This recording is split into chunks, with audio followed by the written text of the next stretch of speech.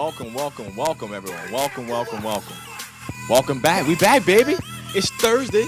You know what it is. You already know what it is. Another edition of FanView, Real Fans Talk Sports on the Wallens Talk Network. Look, I'm your boy, Fred. It's GSports in the building, man. You know what it is. Listen, we got another impact show for you guys. My man, big homie Hen, Hurricane Hen. He up there in football practice and they meet, man, doing this thing, man. Wish you could have him down here this week, but he going to be down here next week. We got another impact show for you guys. We had a lot of breaking news that just happened earlier today over here in Jefferson Parish in, high school sports. Coach Lambert for Eric. John Eric, head coach, was fired this morning. We're going to talk a little bit about this since that's a little breaking news. I think it's safe to say he probably broke the internet. Probably broke the internet amongst the youth. Yes.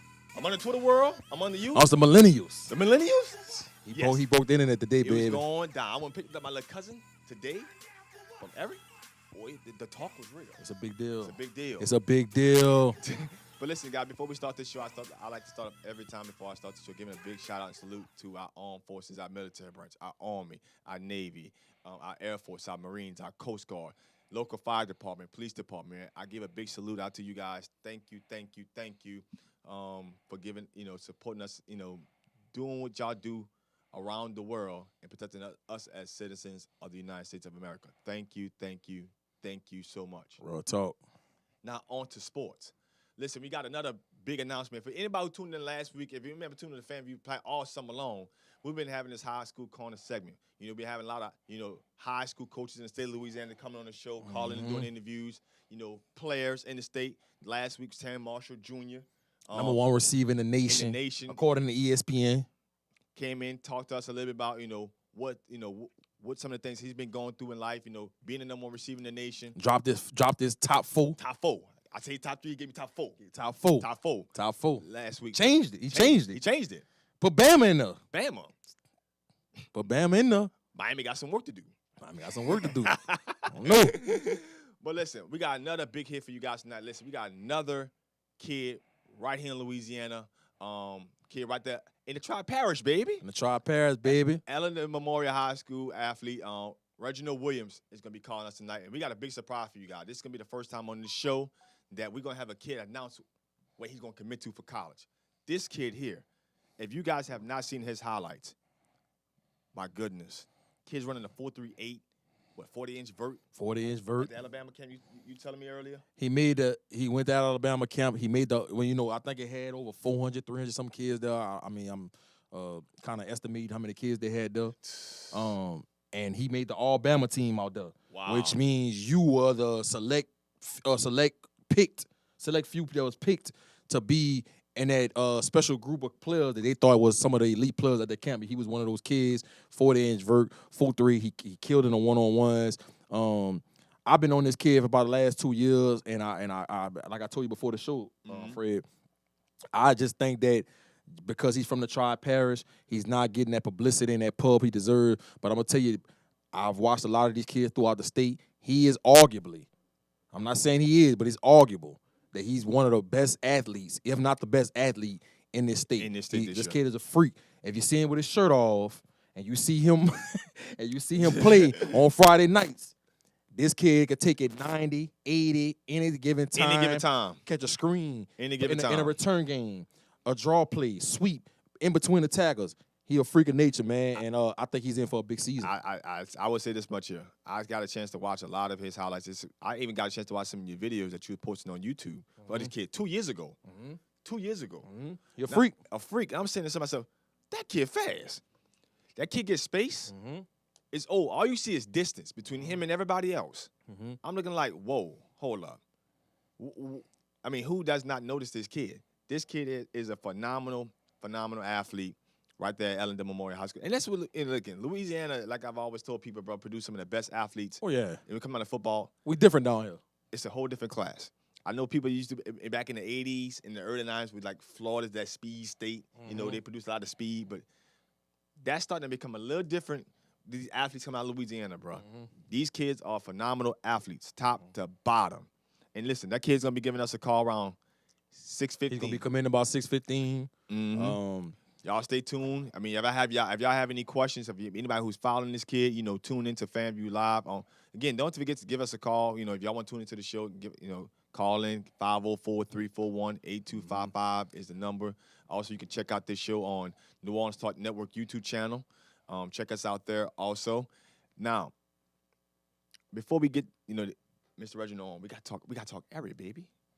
Got to talk about area, Jefferson Parish. Man, for some of y'all who do not know, Corey Lambert has been the Everett High School football coach for the past 5 or 6 seasons. This morning on Nota.com, it became public that he was fired. Today's the first day of school for people who do not know the area. It's the first day of school. And he was fired this morning as the head coach of John Everett football.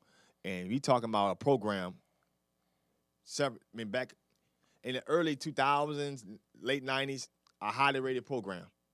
Not just in the state, but around the country. But they fell off. They fell off for a little minute. But they fell off. They fell off bad. Then, like 5 years later, Cole Lambert gets the head coaching job. I think he was already there probably as an OC already, but he got the head coaching job. And that program has been turned around ever since, producing top-rated recruits around the country.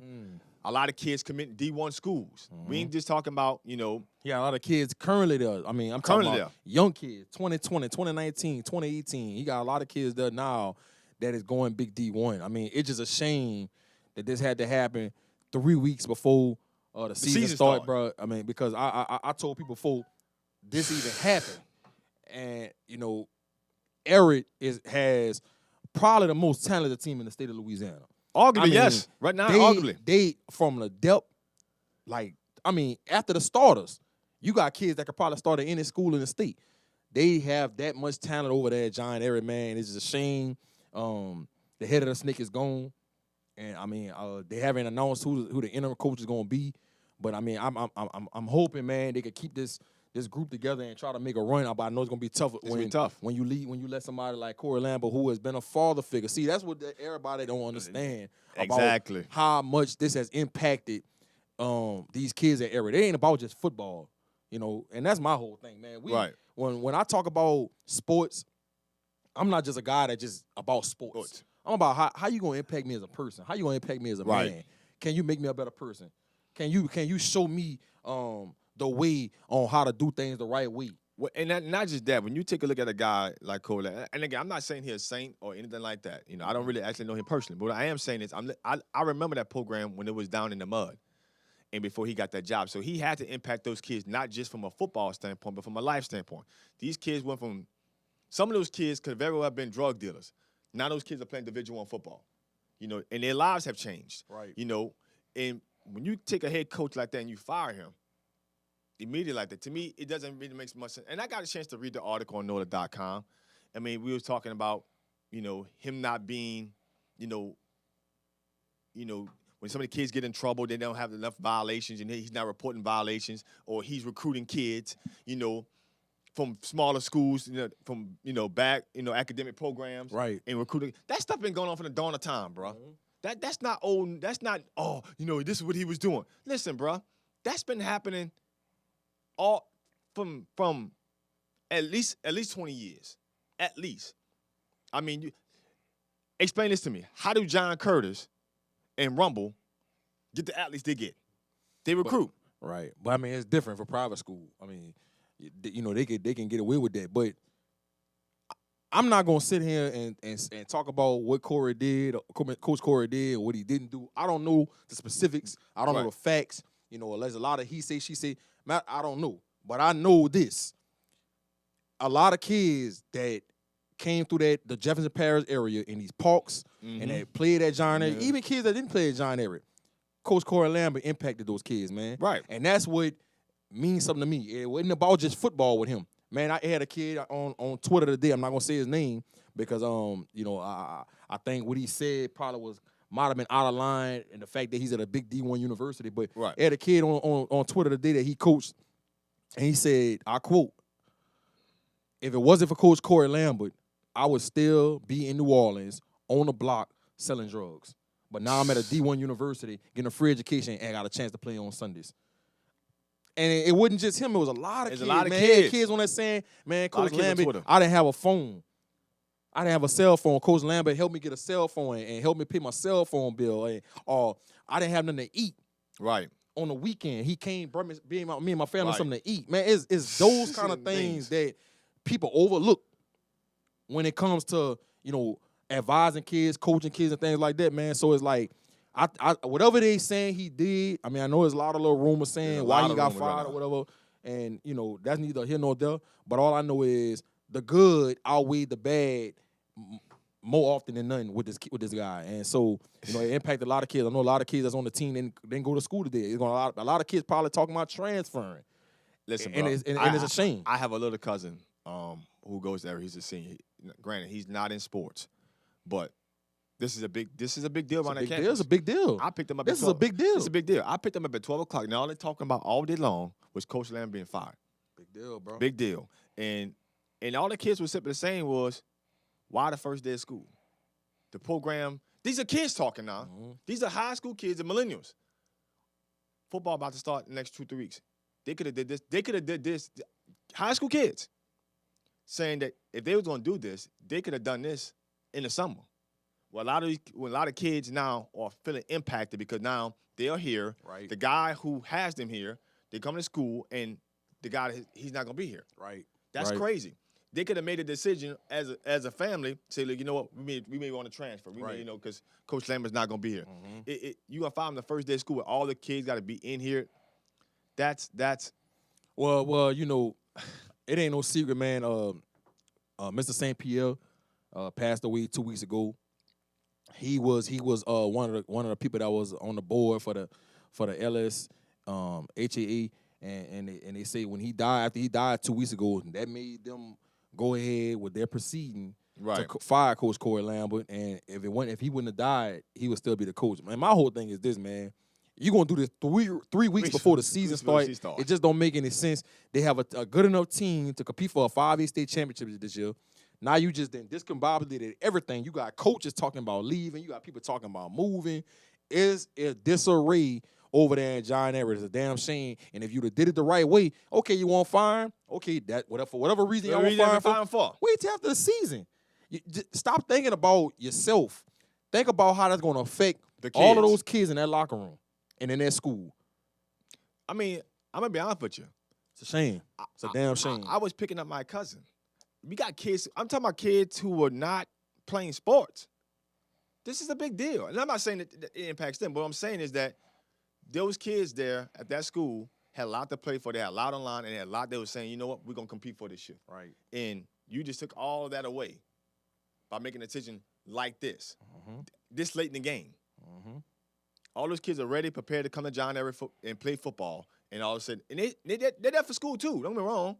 But you going to fire the head coach for some stuff that every other head coach around here is doing? And again, I don't want to get into all the details because, again, they're going to be more details. We don't know the facts. We don't know the facts. We don't know the facts. I mean, it's a bunch of he say, she say. But, I mean, at the end of the day, like I say, I know for damn sure the good outweigh the bad. And when you got that many kids vouching for your coach and saying how he impacted them, we're not talking about just sports. That's what people got to understand. This is not about just on the football field. This is it's about academics. They had some kids talking about how he couldn't even get over a 16 on the ACT, and Coach Corey Lambert found somebody to tutor him and get him ready for the ACT, and he ended up making a 21 to get him qualified to be able to sign a Division I scholarship. Right. See, they're not going to talk about that, though.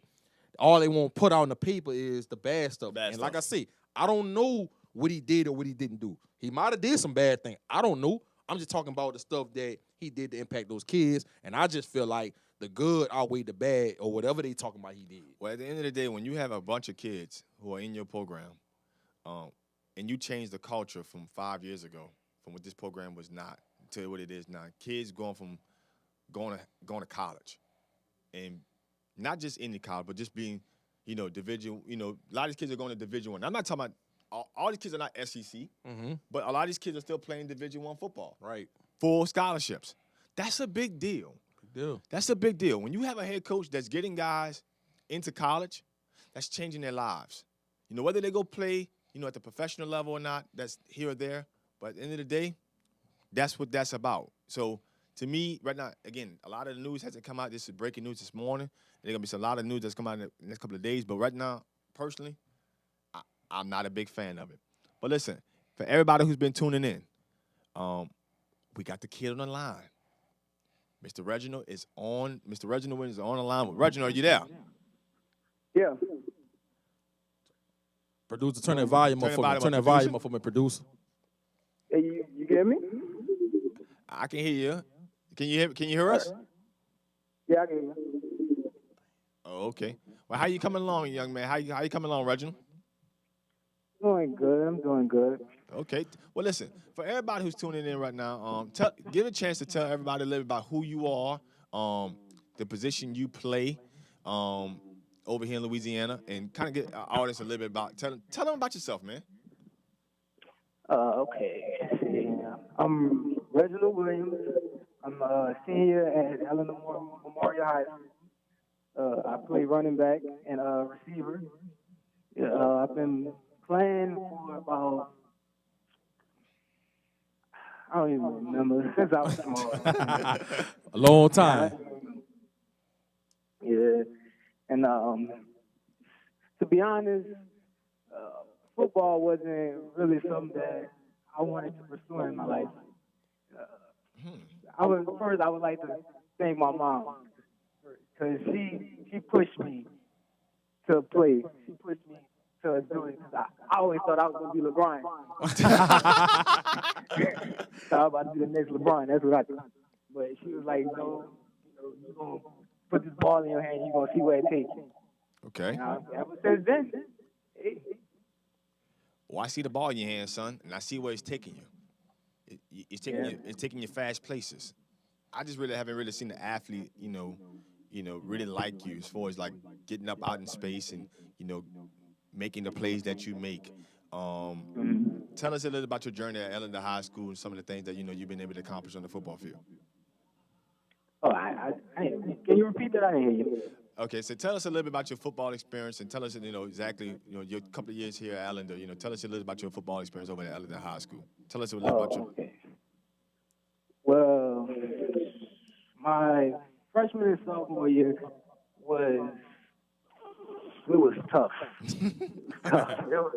It was tough. First, I'm start with my freshman year. I came in as a little guy, but I had skill. I had the skill. They seen what I did in junior high, Right. and they was like, "Yeah, he can play," but they wasn't for sure. Right. If I could really do what I could do. So it wasn't until the first game they put me in, and they was like, "Okay, we're gonna see what you're gonna do," because the backs I had before me, they wouldn't really making nothing happen. Right. Mm-hmm. So my first time I touched the ball as my first high school career, ball touch. I break first touchdown. And it was like, whoa, we need him now. And ever since then, I've been starting. Come on, man. Now, Reg, you went to the Alabama camp a couple weeks ago, man, and I was upset I couldn't be there, man. I think I was in Las Vegas at the time, covering the AU tournament or whatever. But I find out that you out there cutting up. You ran a 4.38, 40-inch. You jumped a 40-inch vertical. You made the All-Bama team. Man, talk about going out there with some elite athletes at a prestigious university like Alabama in front of Nick Saban, who was hands-on at that camp and doing your thing, man. It was an experience because that's a top-notch school, and they have a lot to teach. They did stuff that I never even imagined doing. And at first it was difficult for me to do the different drills that they were doing and get in touch with it because everything that they do is fast. It's fast. You got to be on your toes, Right.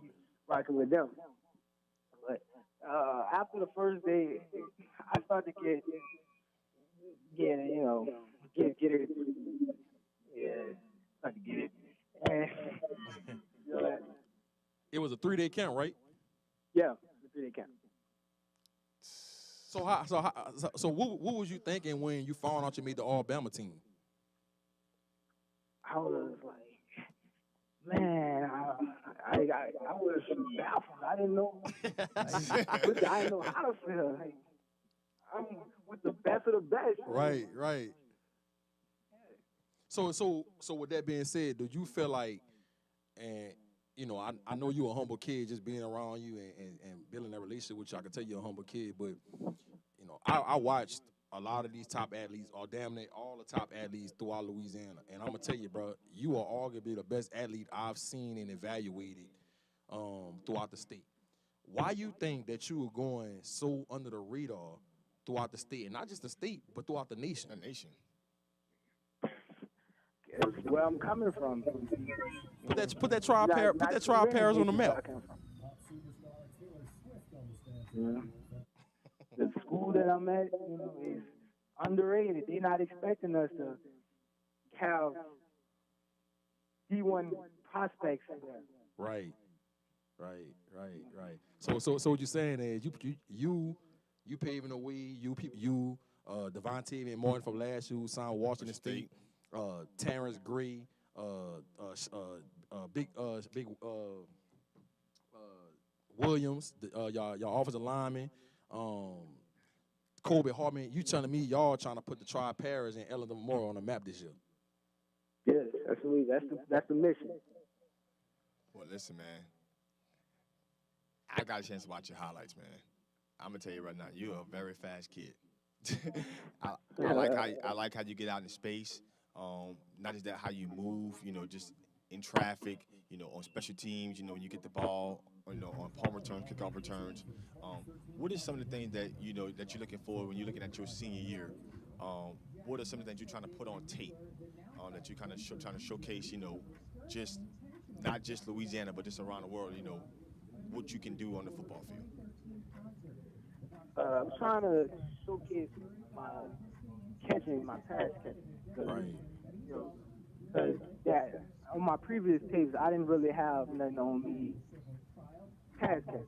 I had a little out the backfield, but I'm going to get a little bit more of me at receiver, showing that I could be a dual threat. And my blocking ability, I didn't have. I don't think I had no blocking on that, but I'm gonna have a lot of blocking on that, so that I can do it all. So Red, let me ask you this, man. Coach McCormick comes in. Last year was his first year, coming over from y'all rival school, South Terrebonne, and it just seemed like he changing the culture over there at Ellender Memorial, man. Things just seemed different. Talk about with Coach McCormick, Coach Jesse Turner, the offensive coordinator, the wide receiver Coach Jordan Awesamar, Coach Kurt Townsend. Talk about what those coaches are doing. Coach Washington. Just talk about what those coaches are doing to change the culture over there at Ellender, man, and putting y'all in a position to be successful. Coach McCormick came. He came and gave a new feeling to us. It's just something about him. He just genuine. It's just the way he can walk, and it just makes you feel like, God, I can do something better. Right. He can look at it and I could do that play better than I did. It just make you want to work harder than what you did each time. Right.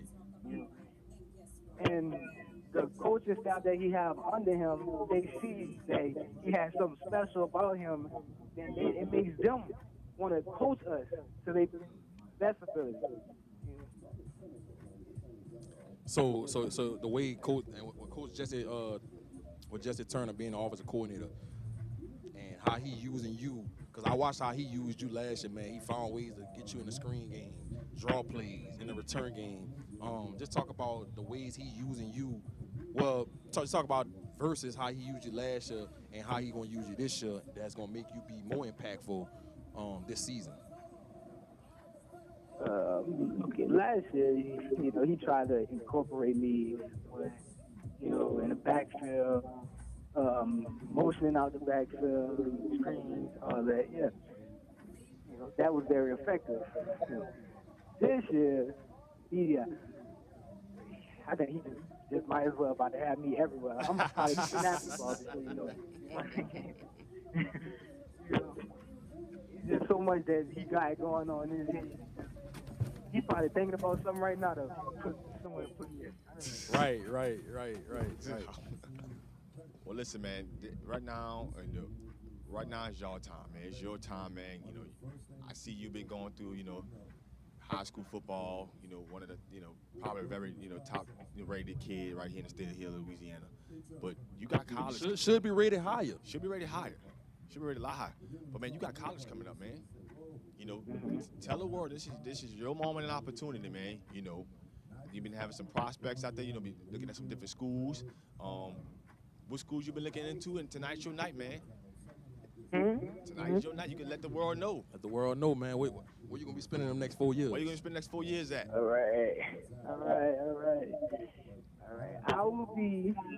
would like to say, I am blessed to say, that I will be pouring my next 4 years at Big State University. Ooh. Big time, folks. So everybody been tuning in. Lake Charles. Uh-oh. He's getting the talent.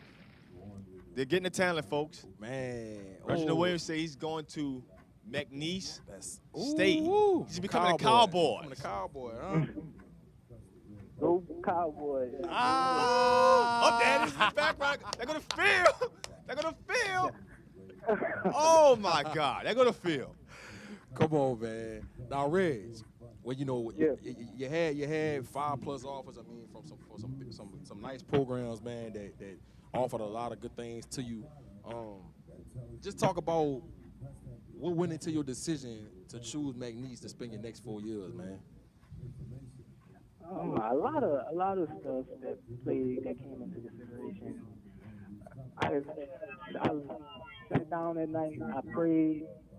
Had a heart-to-heart with God. I discussed it with my family.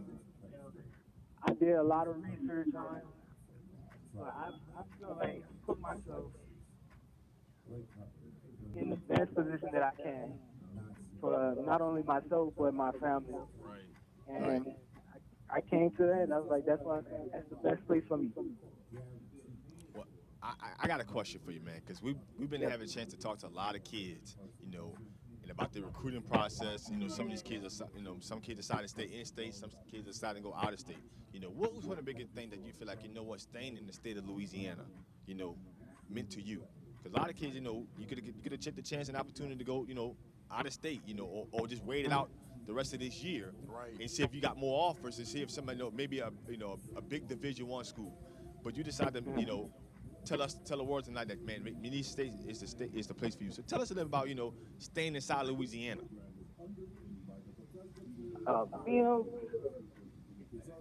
It's like being close to home.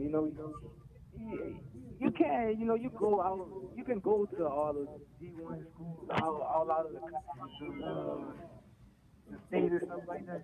But you out there, and your family can't really see you. They can watch you. Right, they can tell them about it. But to have them there, something special. Right.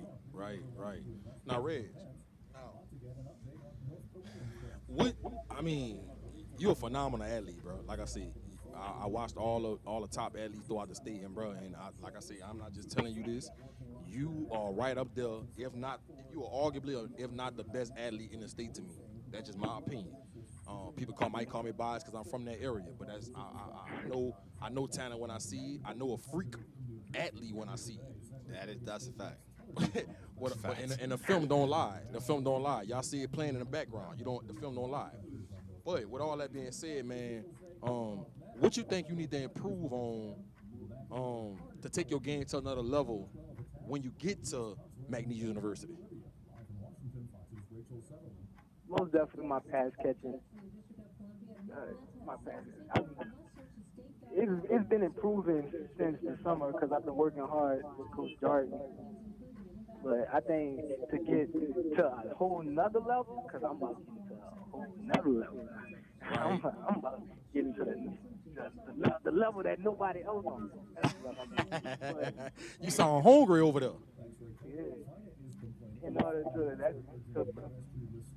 change my game to a whole nother level, that's what I think. Man, listen, I'm not gonna tell you a lot. I had a chance to watch a lot of athletes come out of the state of Louisiana, but I haven't seen a kid, like that first 10 yards. That first 10 yards as far as the burst and acceleration. You're a freak. It's a freak. It's a whole nother level. It's a whole nother. It's a Saturday athlete, potential Sunday day athlete. That we're watching right here in high school, right here in Ellender. Right here in the Tri-Parish, man. Listen, I just want to wish you the best of luck at going to McNeese, man. That's a big decision you had to make tonight. I appreciate you announcing it here on the show, letting the world know where you're taking your talents to. Appreciate that, man. Appreciate that. Much love, to you and your success. I hope you have a great high school, year this year. No injuries. But I want you to tear it up. I want you to show the world, that he in for a big season. He in for a big season. I'm telling you. Let the world know, that what McNeese State is getting, and what the rest of the state has decided, and what some schools are missing out on. So I think your talents is a much bigger. You could have been playing in a whole much bigger school, but you know what? That's what you feel like was best for you, and that's what the school decided to recruit you and take the time and invest into you. So I'm just wishing for you all the success in the world, man. Thank you. I appreciate y'all guys for having me. And my last question for you, Reg, before we let you go, before we let you get out of here, man. It just seemed like in the Tri-Parish, man, Ellender is the school where a lot of kids are getting recruited at. It seemed like, I don't know, Coach McCormick, Coach Jesse, Coach Jordan Awesome, Coach Kurt Townsend. I don't know what's going on over there, but it seemed like kids are signing scholarships over there. Colleges are coming over there to try to find out who's the next big thing. Devontae and Martin set the stage last year. You come and set the stage. Kobe Hardman, Cedric Williams. Terrence Great. A lot of kids over there about to set the stage. And Jahan Johnson, Jakai Douglas. A lot of kids about to come up behind y'all. What you doing today, committing to a school like McNeese, what you think, how that's going to impact the kids coming up under you, man, as far as in the recruiting process? No. On the kids side, on the side that's coming up behind me. Right. By me showing them all my hard work, showing them what it can do for them, it lets them know that, hey, if I work hard, like he working hard, maybe I could get, offers like that. Maybe I can go to that school like that, right. Go to school that I want to go to. Right. I'm letting them know, all of us that's leaving, we're all showing them that you can make it. You can do something if you try your hardest. There it is, man. There it is, man. Reginald Williams, man. Arguably the best athlete in the state of Louisiana. Man, Reg, I appreciate you coming on the show. Man, you know I'm going to be following y'all this show, man. Ellender, Tri-Parish, man, you already know I'm coming with the camera, catching all the highlights, catching you jumping, hurling over people like Reggie Bush. You already know how it's going down, man. Y'all represent, man. Reginald Williams, man. McNeese. Cowboy commit. It is. Appreciate you, Appreciate dog. it, man. Thank you. Man. Cowboys. Woo! Nichols, I know. Coach Rebo. I know Coach Rebo like this. We gotta do whatever we gotta do to flip him. They gonna try to flip him because you cannot. That's in your area. You can't let him get out of. They got. It's not over. It over. That's just commitment. McNeese did a good job. Yeah. They did a good job to get him committed. Now Nichols. Because I'm going to tell you, Coach Rebo doing a great job with that Nichols program, and I think they're going to come up, and people better watch out for them this year. And what's crazy? Know what's crazy? Nichols played McNeese the first game of the year on a Thursday night at Nichols. So you know the irony. Yeah. It's going to be nice. He's going to be in the building. He's going to be in the building. On the sideline. And I'm just saying. He's going to be in the building. Coach Rebo and them better do what they got to do to try and flip him. But McNeese did a good job recruiting him, and as of right now, He's gonna be a cowboy. He's stay cowboy, baby. A cowboy, baby. And let me tell you something. If that kid doesn't have, pretty much I'm not gonna say injury-free career, but because when you're an athlete, injuries typically happen a whole lot more than others. Right. But if that kid still, if the injury bug does not hit his career, let me tell you something. You're not catching that kid. You're not catching that kid. That kid getting in space. Touchdown waiting to happen. Touchdown waiting to happen. That's a wrap. And we was talking about this. If that kid did play in New Orleans, I mean, Tevin Bush, who I think is a phenomenal athlete, got a D1 scholarship to West Virginia. Right. We know his brother personally. Right. I think Tevin Bush is a phenomenal athlete. Right. But if that kid was at Landry Walker, that kid was at John Everett, that kid was at Edna Carr, that kid was at any one of those. Romo, Curtis, 35. Yeah. St. All. He'll have 20-plus offers. But I'm going to tell you what I think going to happen. I'm telling y'all, man. I'm telling you. The culture is changing over there at Ellender Memorial High School. And I'm telling you now, they in for a big season. I'm predicting they're going to go about 8-2, 7-3, 8-2. Might win the district. I think they got a chance to make a run in the playoffs. I think that before it's all said and done, he's going to get some bigger offers. So, McNeese, just because he committed to McNeese, they work still cut out for them. Oh, yes. Because this is a phenomenal athlete. So, they better make sure they hitting them up every day. Don't just recruit. Don't just get the commitment and then stop hitting them up. You better keep recruiting them because I'm telling you, bigger schools are on the way for Reginald Williams. Let me tell you something. I'm telling you. He big time. I'm going to be honest with you. And I know if you're still watching the show, Reginald, I see Texas Tech written all over you. The style of offense, the way they spread the ball out and get athletes in space. See, that's what I saw. And I look at it, I say, that's a Texas Tech. He big time. Big time right there, bro. He big time. That's a big time athlete right there. I'm looking at the separation like, you put that boy in a spread offense, problems. 80 at any given time. Problems. You can take it 80 at any given time. Problems. Touchdown waiting to happen. But listen, guys, we got to take our first break for the show. Stay tuned. Don't go nowhere. Like we've been told y'all, we got to do the AFC. Hey, we've been waiting, baby. I talk about them Saints, baby. I talk about the Saints. Y'all already know what it is. Who we looking for in this preseason? That too. And we got also talk about the AFC South, who won the division, who gonna win the NFC South division. Let's get it. This is FanView, Real Fans Talk Sports on the New Orleans Talk Network. That's big time. Now we gotta find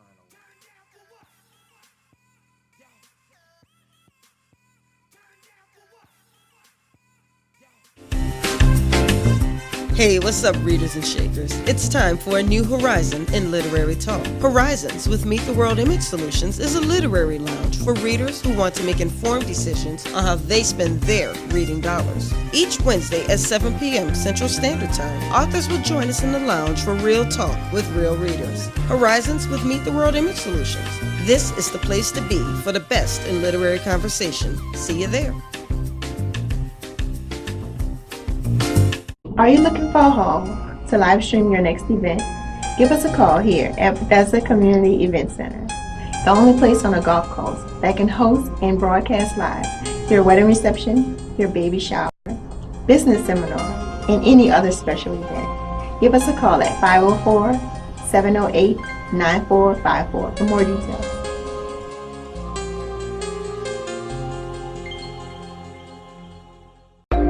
Join in on Mondays from 1 p.m. to 2 p.m. for Breaking the Silence with Dr. Patricia Fry. There are no limitations or boundaries. We talk about life, and guess what? That includes you. So download the app today, New Orleans Talk Network, and subscribe on YouTube. That's every Monday, 1 p.m. to 2 p.m. New Orleans Talk Network, Breaking the Silence with Dr. Patricia Fry. There's soul food, and then there's food for the soul. At a time where we live to eat, the Praline Connection restaurant serves up recipes that reach back into days long gone. You know, the kind of meals your mama cooked up for Sunday dinner. Fried chicken with macaroni and cheese and candied yams, homemade meatloaf with garlic mashed potatoes and string beans, or Nolan's filet gumbo. That's the real soul you get only at the Praline Connection restaurant, located at the Kona, Charters and Frenchman Street in the Marinade. Now New Orleans has a choice. Download the New Orleans Talk Network app for your mobile device or listen at www.neworleanstalknetwork.com.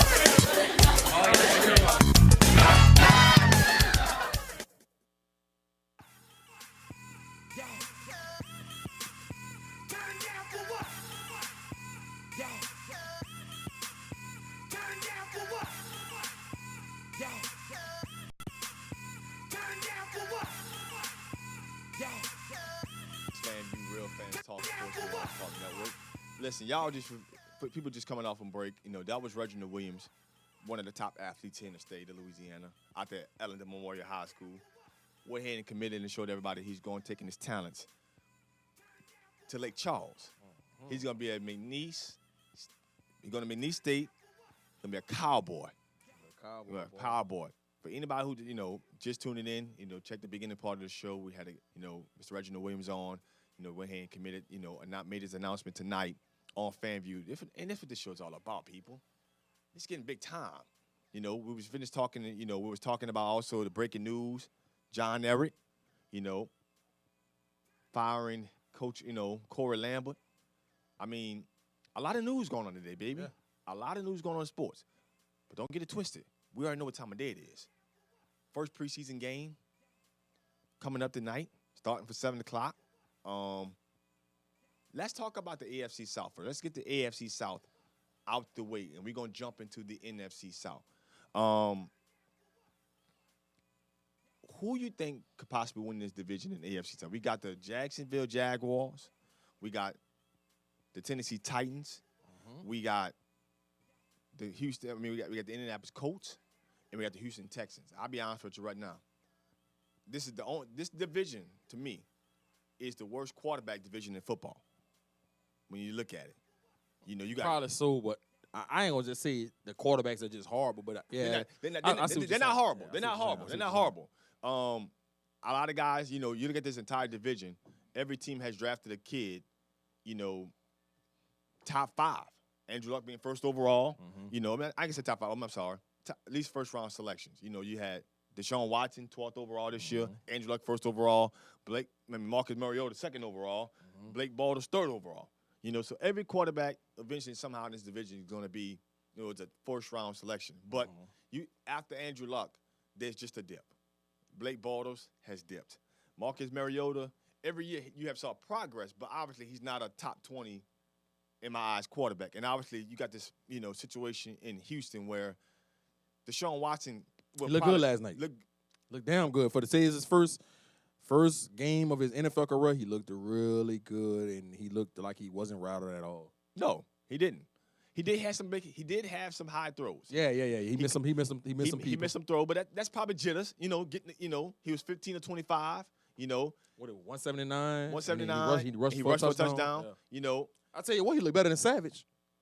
He looked like he just looked. He looked better. He just looked better. He looked better. He looked like the better athlete. He looked like the guy that commanded the team a little bit more better. I did see some missed throws from him. I did see some things that he got to clean up. But that's just first game at the pro level. So you can say to yourself, you know what? I think the Houston Texans probably still start the season with Savage because once you put Watson in there, you can't go back. You can't just say, you know what? Hey, let's go put Tom Savage back in the game to try to see if we can try to mess up our season.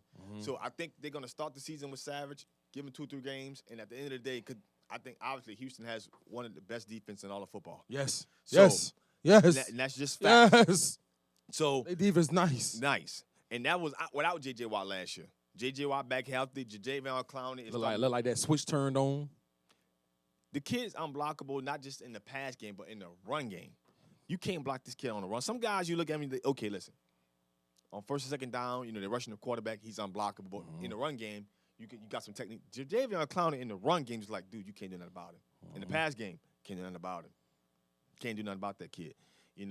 Defensively, Houston is top defensively rated. All the rest of them are a bunch of slapdicks. But Jacksonville looks good on paper, defensively. With Malik Jackson. They brought in A.J. Bowie this year. Man, they got Calais Campbell. Miles Jack. Dante Fowler. They got Tashawn Gibson at free safety. You got Jalen Ramsey. They got A.J. Bowie from the Texans. So you got two the Jaguars on paper, bro. Miles Jack. They got Pawlowski, who is a tackling machine who always have over 100 tackles every year. Yeah. On offense, you got Allen Robinson, you got Allen Hearns, you got Mercedes Lewis, Mr. Reliable, 6'7". You got T.J. Yeldon, you got Leonard Fournette, Marquise Lee. You got the pieces. Now, I don't know how Tom Coughlin going to do with his drill sergeant mentality coming over there. But on paper, the Jaguars, they look really good. But this how I got the division going. I got the Texans finishing first. I think they're gonna win the division. I think that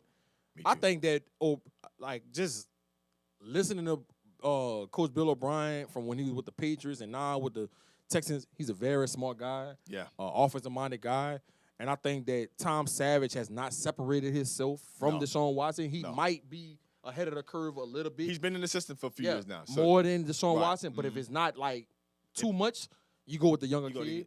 I think he's gonna go with Deshaun Watson on opening day. That's just how I feel. That's just my gut feeling. He's gonna go with Deshaun Watson. I think I'm going Savage. By week 3, he's out.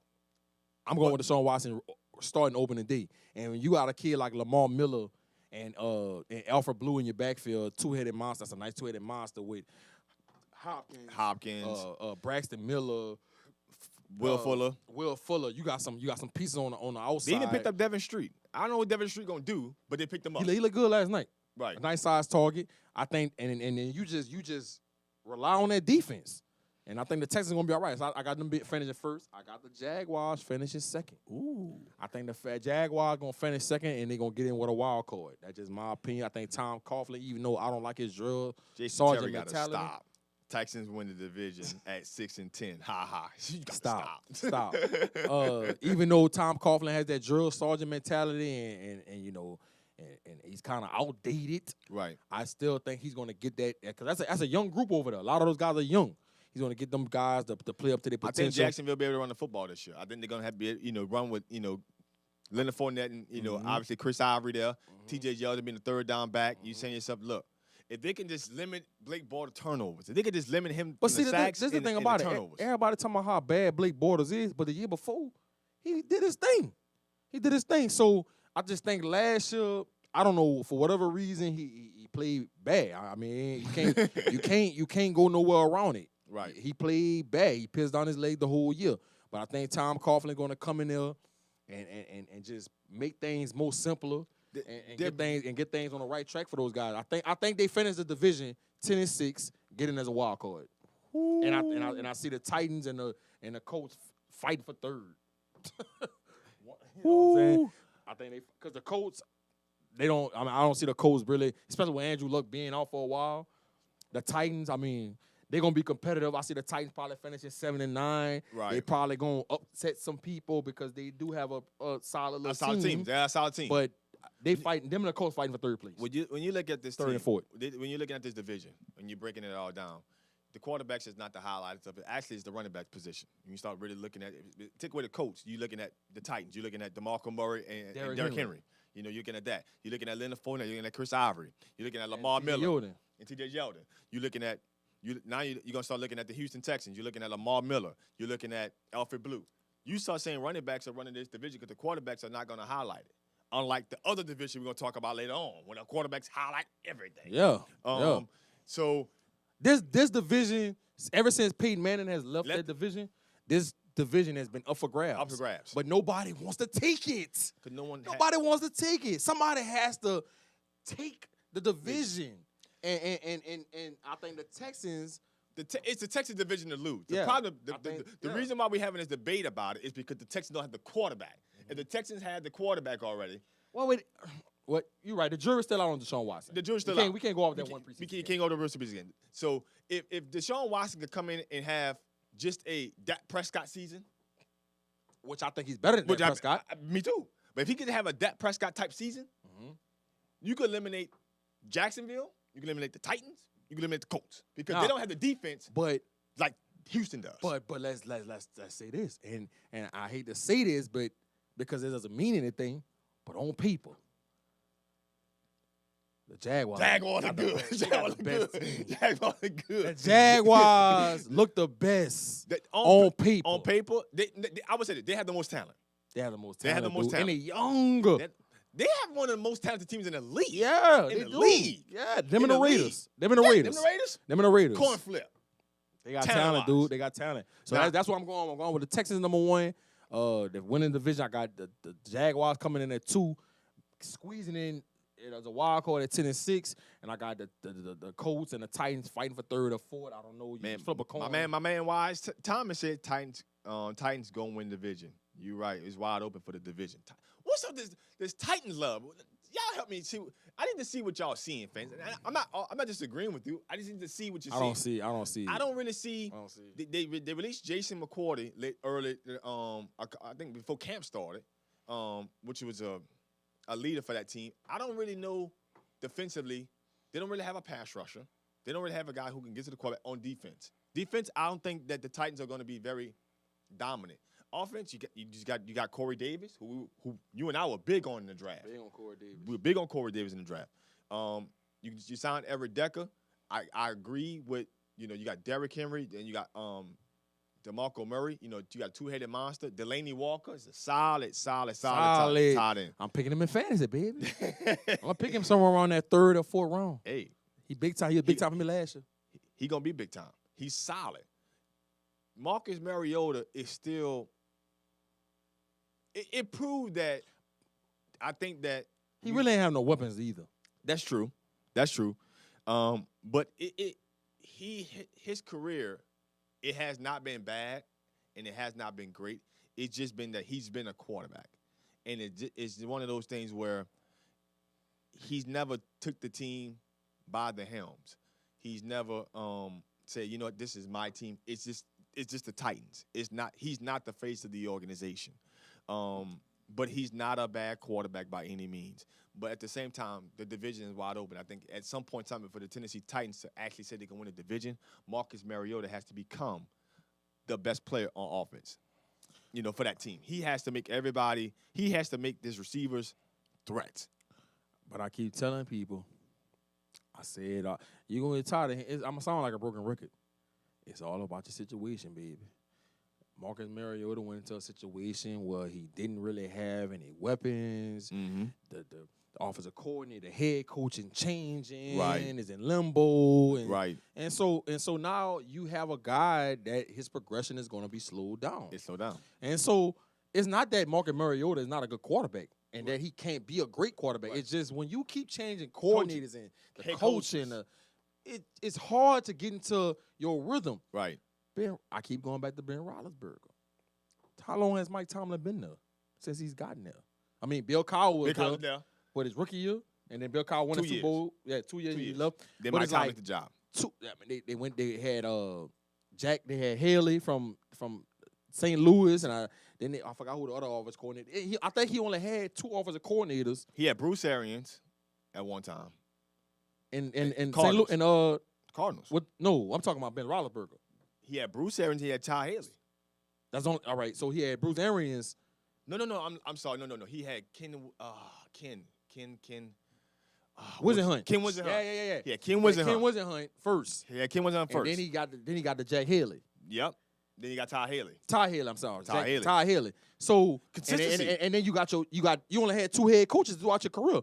Consistency. So people don't understand, man. When you keep that same culture going, right, it's easy to progress as a person and as a player. And be able to work on your weaknesses and that's correct. And even build on your strengths. That's correct. And so that's something that Marcus Mariota is probably going through right now. Look at Drew Brees. Why do you think Drew Brees, I mean, even though Sean Payton is the head coach, he's the offensive coordinator at the end of the day. I mean, I know they call Pete Carmichael the offensive coordinator. Sean Payton calls the plays. But Pete been there as the quarterback coach since he got here. Right. So and you got that consistency every year. Every year. Drew Brees has threw for 5,000 yard seasons. Consistency, man. When you keep changing coordinators and changing head coaches and changing the way people do things. Right. That's why people talking about Jameis Winston going have an MVP type year. That's why I say, man, I don't see it. It has nothing to do with his ability. It has nothing to do with him as a player. You changing on him. You keep this is 3rd offensive coordinator since he's been in the league. Okay? And he's struggling at camp right now. If you ain't been watching Hard Knocks, because Tampa Bay fucking deal on Hard Knocks, looking bad. He is struggling. Man, you gotta watch it. You gotta watch it. Gotta watch the last episode. They on his tail. Now, my man Wise Thomas said, I'm gonna get to this comment. He said, I don't see the Jazz like y'all. Every year we have a team like them that wows us on paper, but choke in the season. I really feel it's Marcus's year. You know what? I'm gonna be honest with you. You right. You all got a team that's gonna. Hey, the Jags with that same team last year. We was like, man, they're gonna wow us because on paper They looked great, and they let everybody down. But Tom Coughlin is a champion. Is a champion. So he might be able to change that coach over. That's why. That's the only. Even though I don't really care for Tom Coughlin, I think he's outdated. I think he need to retire and let these younger coaches come in and get their shine on. Right. He might be able to change the coach and the mentality over there in Jacksonville. That's why I got him finishing 10-6 and getting as a wild card. That's the reason. I'll say this: I got the Houston Texans winning this division. I don't have Jacksonville second. I do have the Titans second. No, indeed. I got the Titans second. Indeed. You look at their roster. Look at the roster. Here's my problem. Defensively, they don't have nobody. I'm not Brian Ragpo. They got a nice DN in Casey. Casey can play. One of the better DNs in the league. But Brian Ragpo is an older player now. He's not the same pass rusher he was, and obviously as a Redskin. I'm not that sold on Derek Morgan. Derek Morgan been a bust, man. Got a Georgia Tech, man. I thought Derek Morgan would be that dude coming out of college. Right. I'm not sold on Derek Morgan. They drafted a kid last year, Kevin Dodd, out of Clemson. Mm-hmm. Jury's still out. Jury's still out on him. He still got a lot of ways to go. Still got a way to go. They need a pass rusher, and they need one bad. If they can get a pass rusher. Casey. Yeah, Casey can play. But because they don't have nobody else there, you can say, you know what, I could throw, I can. What I can do. What I'm saying is, when you run in the offense, you could chip shot him all day long. Mm-hmm. You could chip him, slow him down, which can make him ineffective because there's no one else there. But offensively, I like that kid, Rashad Green. They had another kid, Matthews, that came on big time last year for them at the receiver position. You got Corey Davis. You got Eric Decker there. You got the solid off. To me, offensively, Rashad Matthews, he's a good complimentary receiver. He's not a star, but he's a good complimentary receiver. He's a good complimentary receiver, but that's not enough. That's not enough. If they gonna win games, it's gonna have to be by the run game, by the two-headed monster with DeMarco Murray and Derrick Henry. And like I say, man, now they got Brian Orakpo. I know he coming off an injury. Right. But we know what he can do. Wesley Woodyard. And they drafted Adoree Jackson, who I was big on. I wanted the Saints to draft Adoree Jackson. I think Adoree Jackson is a phenomenal talent, and corner, and special teams. Yeah, that's he good in the return game. We've been missing that part. Mm-hmm. And special teams, it's a big deal. And they signed Logan Ryan for the Patriots. But the only thing about that, we know when you come out of that system, you just don't look the same when you come out of that Patriots system. So I don't know. So I just don't see how Ryan is burn unit. Yeah, I just don't see how you got the Titans burn unit in about the Jaguars. I just don't see how you got that. Well, listen, I'm looking at the consistency on offense. What they don't do on offense is turn over the ball. Now they don't score juggernaut points, but they don't turn over the ball. Marcus Mariota had this like Alex Smith thing going on with them, and that's kind of why I've seen. Don't disrespect him like that. He's not a game manager. Okay, he's a game manager plus. Nah. What I mean by that he's not coming out here throwing for. This is his third year? He going into his third year. Yeah, man, come on, man. You can't call him Alex Smith right now. Now after this year, if he don't even merge, you can call him that. But nah. Well, I'm not. What I'm saying is, I'm not looking for Alex Smith. I'm not looking for Marcus Mariota to come out and throw 4,000 yards, 30 touchdowns, anything like that. I'm looking for 3,300 yards, 18, 19 touchdowns. I'm curious. Like in that area. Not like three or four interceptions, 2 fumbles. Because the ball, they're gonna run the ball 60% of the time. I'm curious to see what kind of season he's gonna have because he has some big targets. He got some big targets, and with Eric Decker, Eric Decker signed with them. Yeah, and you got Corey Davis. And you got Harry Douglas in the slot. Even though I think he Father Time is catching up with him. Right. But still they got some little weapons. They got some weapons. And when you got that two-headed monster with Derrick Henry and DeMarco Murray, I just think that and Delaney Walker. I can see them going 7-9, 8-8, being one of those teams that you don't want to play. Yeah, You don't want to to play You him. don't play him. You don't want to play him. You don't want to play him. You don't want to play him, but it's not an easy W. It's not like you say we Right. playing Cleveland. No, Right. you playing a team that could beat you. Right. You don't want to play him. You know, with that being said, I mean, like I said, I have them going like 8-8, 7-9, but I just don't see them. I can't put them past the Jaguars and number 2 in that division. Not on paper. I ain't Can't gonna lie. do it. On paper, I can't the do it. Jags I look can't good. do it. I'm not gonna lie. On Can't do paper, if the Jags can put it together, if Blake Bortles come out here and had that season he had 2 years ago, when he threw for like almost 4,000 yards and he was getting everybody as a household name, if he can have that season again, man, Houston in trouble. Houston in trouble. And it's just If he can have that season, Houston in trouble. and it's just a shame what's gonna happen to the Colts this year. The Colts, I mean, they gonna Bottom of the barrel. they're gonna be at the bottom of the Bottom barrel. of the barrel. You know, they might win. I got the Colts probably winning maybe 5-6 games, Man, they 6 and 10. They competing for top 5. You know, It's somewhere around there. If Andrew Luck ain't playing 16 games, you can cancel his team out. That's just I don't know any other way to put that. That team is only circled around. There ain't no other star on that team. Frank Gore's old. T.Y. Hilton, I think he's a phenomenal. He can burn anybody in space, but at the end of the day, he's not a guy that can run every route. He can run a lot of routes. If you look at a route tree, if there's 9 routes, he can run about 5 of them effectively. The other 6 don't do. The other 4 don't do. So, I mean, Moncrief, a big target, but bad offensive line, no running attack. Defensively, they've made some. I know they just drafted Malik Hooker, who I think is going to come in and make some plays for them. I don't think he's going to be their Bob Sanders off the dump. He gonna be a hell of a ball hawk. He's going to be a hell of a ball hawking type safety. But they don't have a lead on that defense anywhere. And that's where the problem They still got Vontae Davis, huh? Vontae Davis ain't no leader to me. Now, he's a heck of a corner. Yeah. He could play. Yeah. But you can make plays on Vontae. Yeah. But I don't see Vontae as a leader. I don't see Vontae like, hey, look, y'all follow me, let's go as I go. They don't have a D lineman, they don't have anybody who can get to the quarterback. Linebackers is a toss-up. They made some bad picks, and the team is starting to show. The only spot they have is Andrew Luck, and at the end of the day, if that's all you have, you're in trouble. Because Houston is a phenomenal defensive team. They struggle at quarterback, but at the end of the day, they're finding ways to win this division. The Texans, the Titans, they're a team that most people don't want to play. You can really lose that game. They're gonna have to focus on game time situations and what to do. Jacksonville, by far one of the most talented teams in all of football. The Colts, they're by the wayside. If you're a Colts fan, I'm sorry. Y'all compete for. I need y'all to look at college football this year. I need y'all to look at college football this year. Purdue, that's in Indiana, Indianapolis. Yeah, it's in Indianapolis. Yeah, that's Indiana. Huh? Mm-hmm. Purdue, Boilermakers, baby. Better be on that. Or Indiana Hoosiers.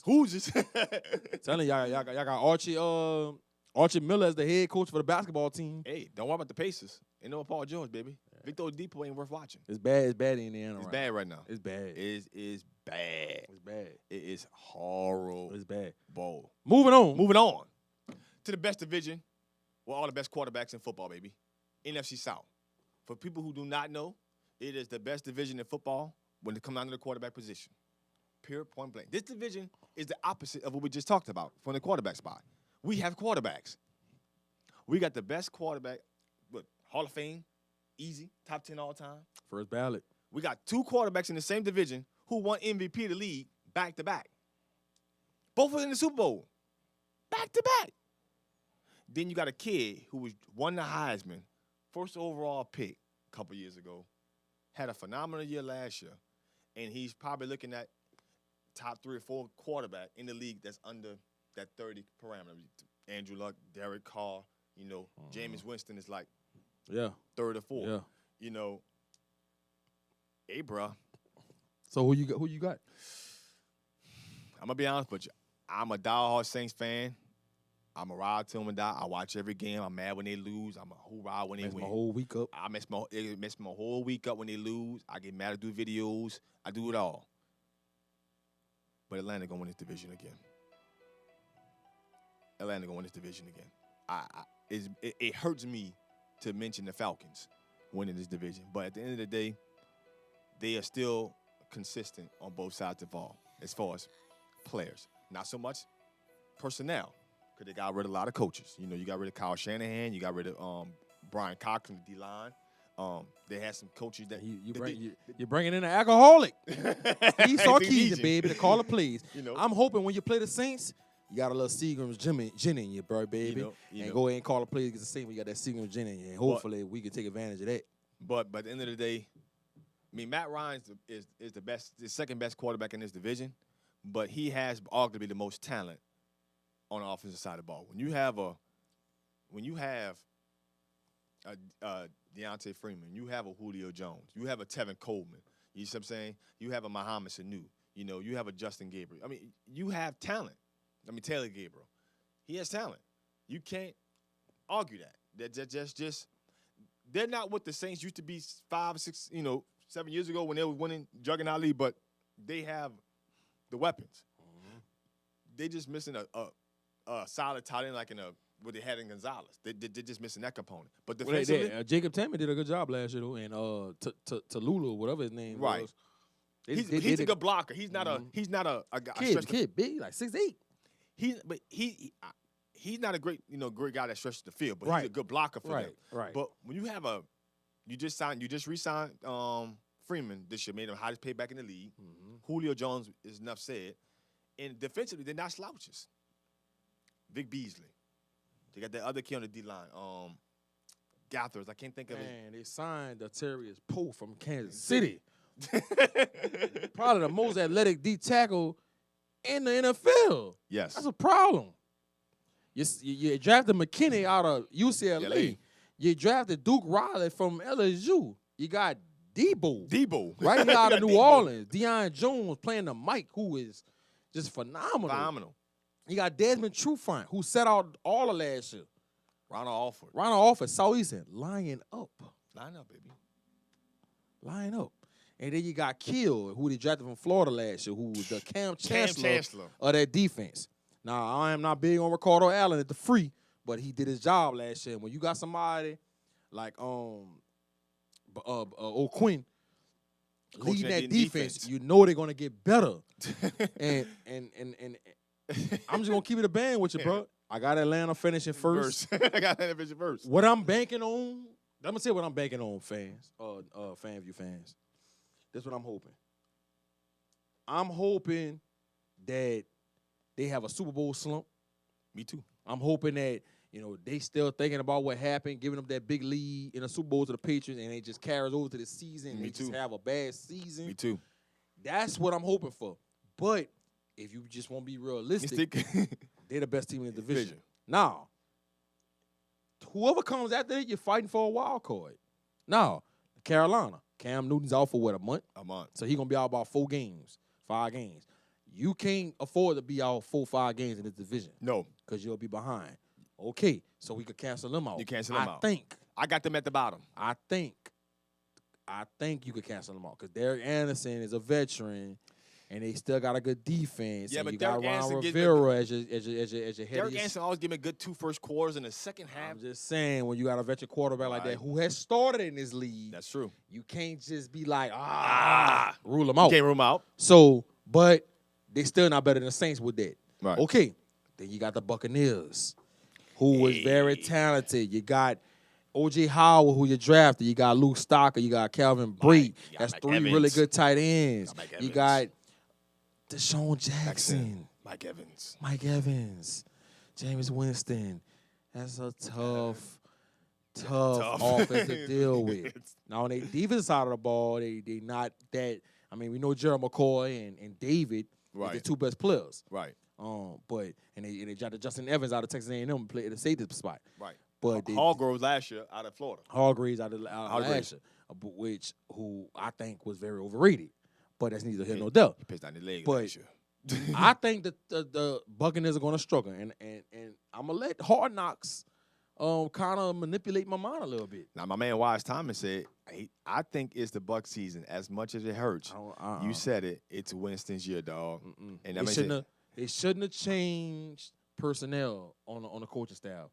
You change it. You have a young quarterback. This is Jameis Winston's 3rd offensive coordinator since he's been in the league. But you can't keep changing them coordinators like that. Changing philosophy, man. Have you ever heard a quarterback in the league call a play up? You ever heard of John Gruden call a play? and give a Man, it sounds like a goddamn book report. You can't keep just changing that, man, on these guys, man. It's difficult. I seen a soundbite one time. He had Matt Sim one day, head spinning. Like, he forgot to play. Man, you can't just keep changing philosophy and terminology on these people like that, man. It's difficult because now when you get to the line, you're trying to change plays. Right.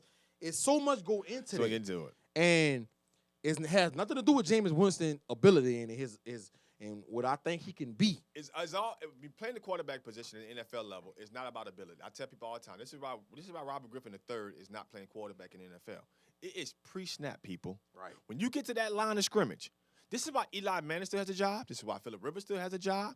And all these guys are not the most talented physical throwers. But pre-snap, they can read the coverage. They can come to the line of scrimmage and come out and see what's going on and get everybody back in place all before 45 seconds. And call an audible. Dude, that is the game.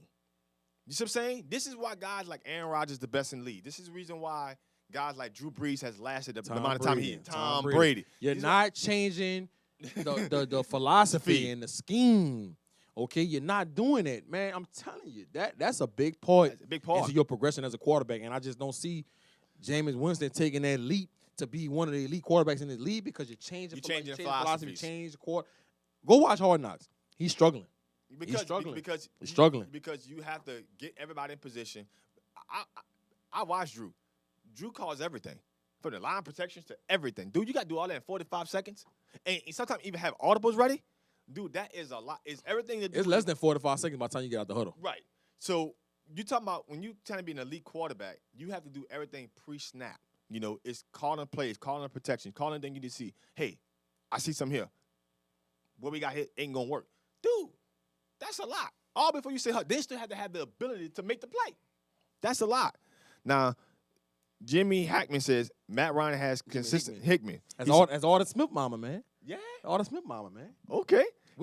She got to give us an update on all that, man. How you doing out there in Arkansas State? But read the comment. He said, Matt Ryan has consistently had talent. They cannot win when it counts. They have lost the Super Bowl twice. Now, I don't know if it's coaching, but they choke in big games. I don't disagree with that at all. Now, what my King Kimber said, scratcher. Wise Thomas said, look, I think Marcus and Winston grew up this year, and they'll shock y'all. Man, Keem said Kamara just ran somebody over and took him out the game. He said what? He said he left on a stretcher. Miss Jimmy, I see you tuning in.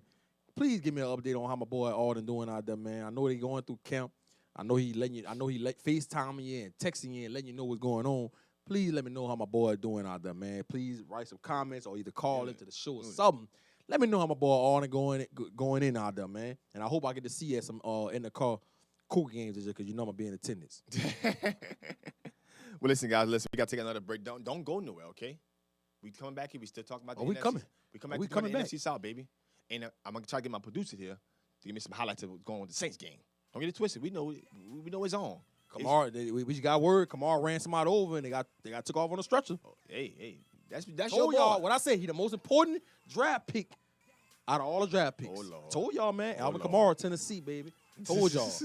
Kid, the real deal. Hey, don't go nowhere. This is FanView, Real Fans Talk Sports. Yee!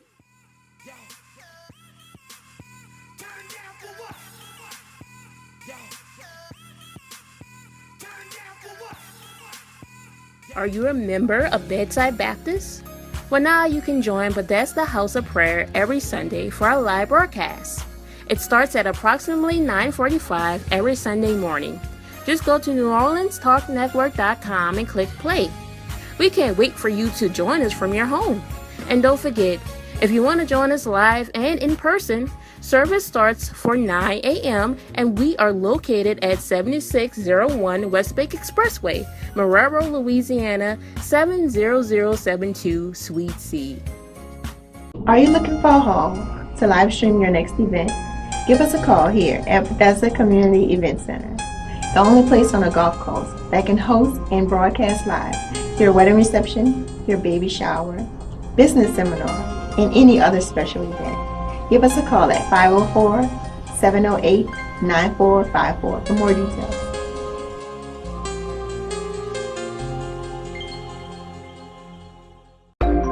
Join in on Mondays from 1 p.m. to 2 p.m. for Breaking the Silence with Dr. Patricia Fry.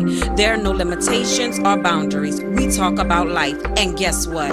That includes you. So download the app today, New Orleans Talk Network, and subscribe on YouTube. That's every Monday, 1 p.m. to 2 p.m. New Orleans Talk Network, Breaking the Silence with Dr. Patricia Fry.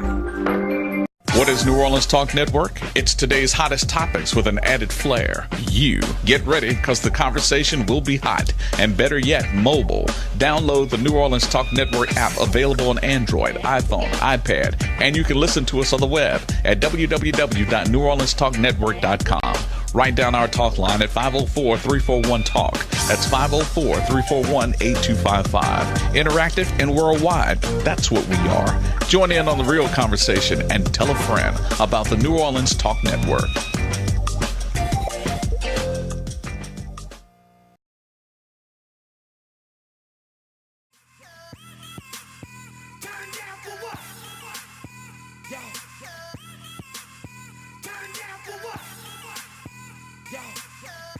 Welcome back, everyone. Welcome back, everyone. This is FanView, Real Fans Talk Sports on the New Orleans Talk Network. Again, don't forget to check out New Orleans Talk Network on the YouTube channel, Talk Net on YouTube. Don't forget to subscribe to the New Orleans Talk Network on Twitter, Talk Net. Also on Instagram, Talk Net.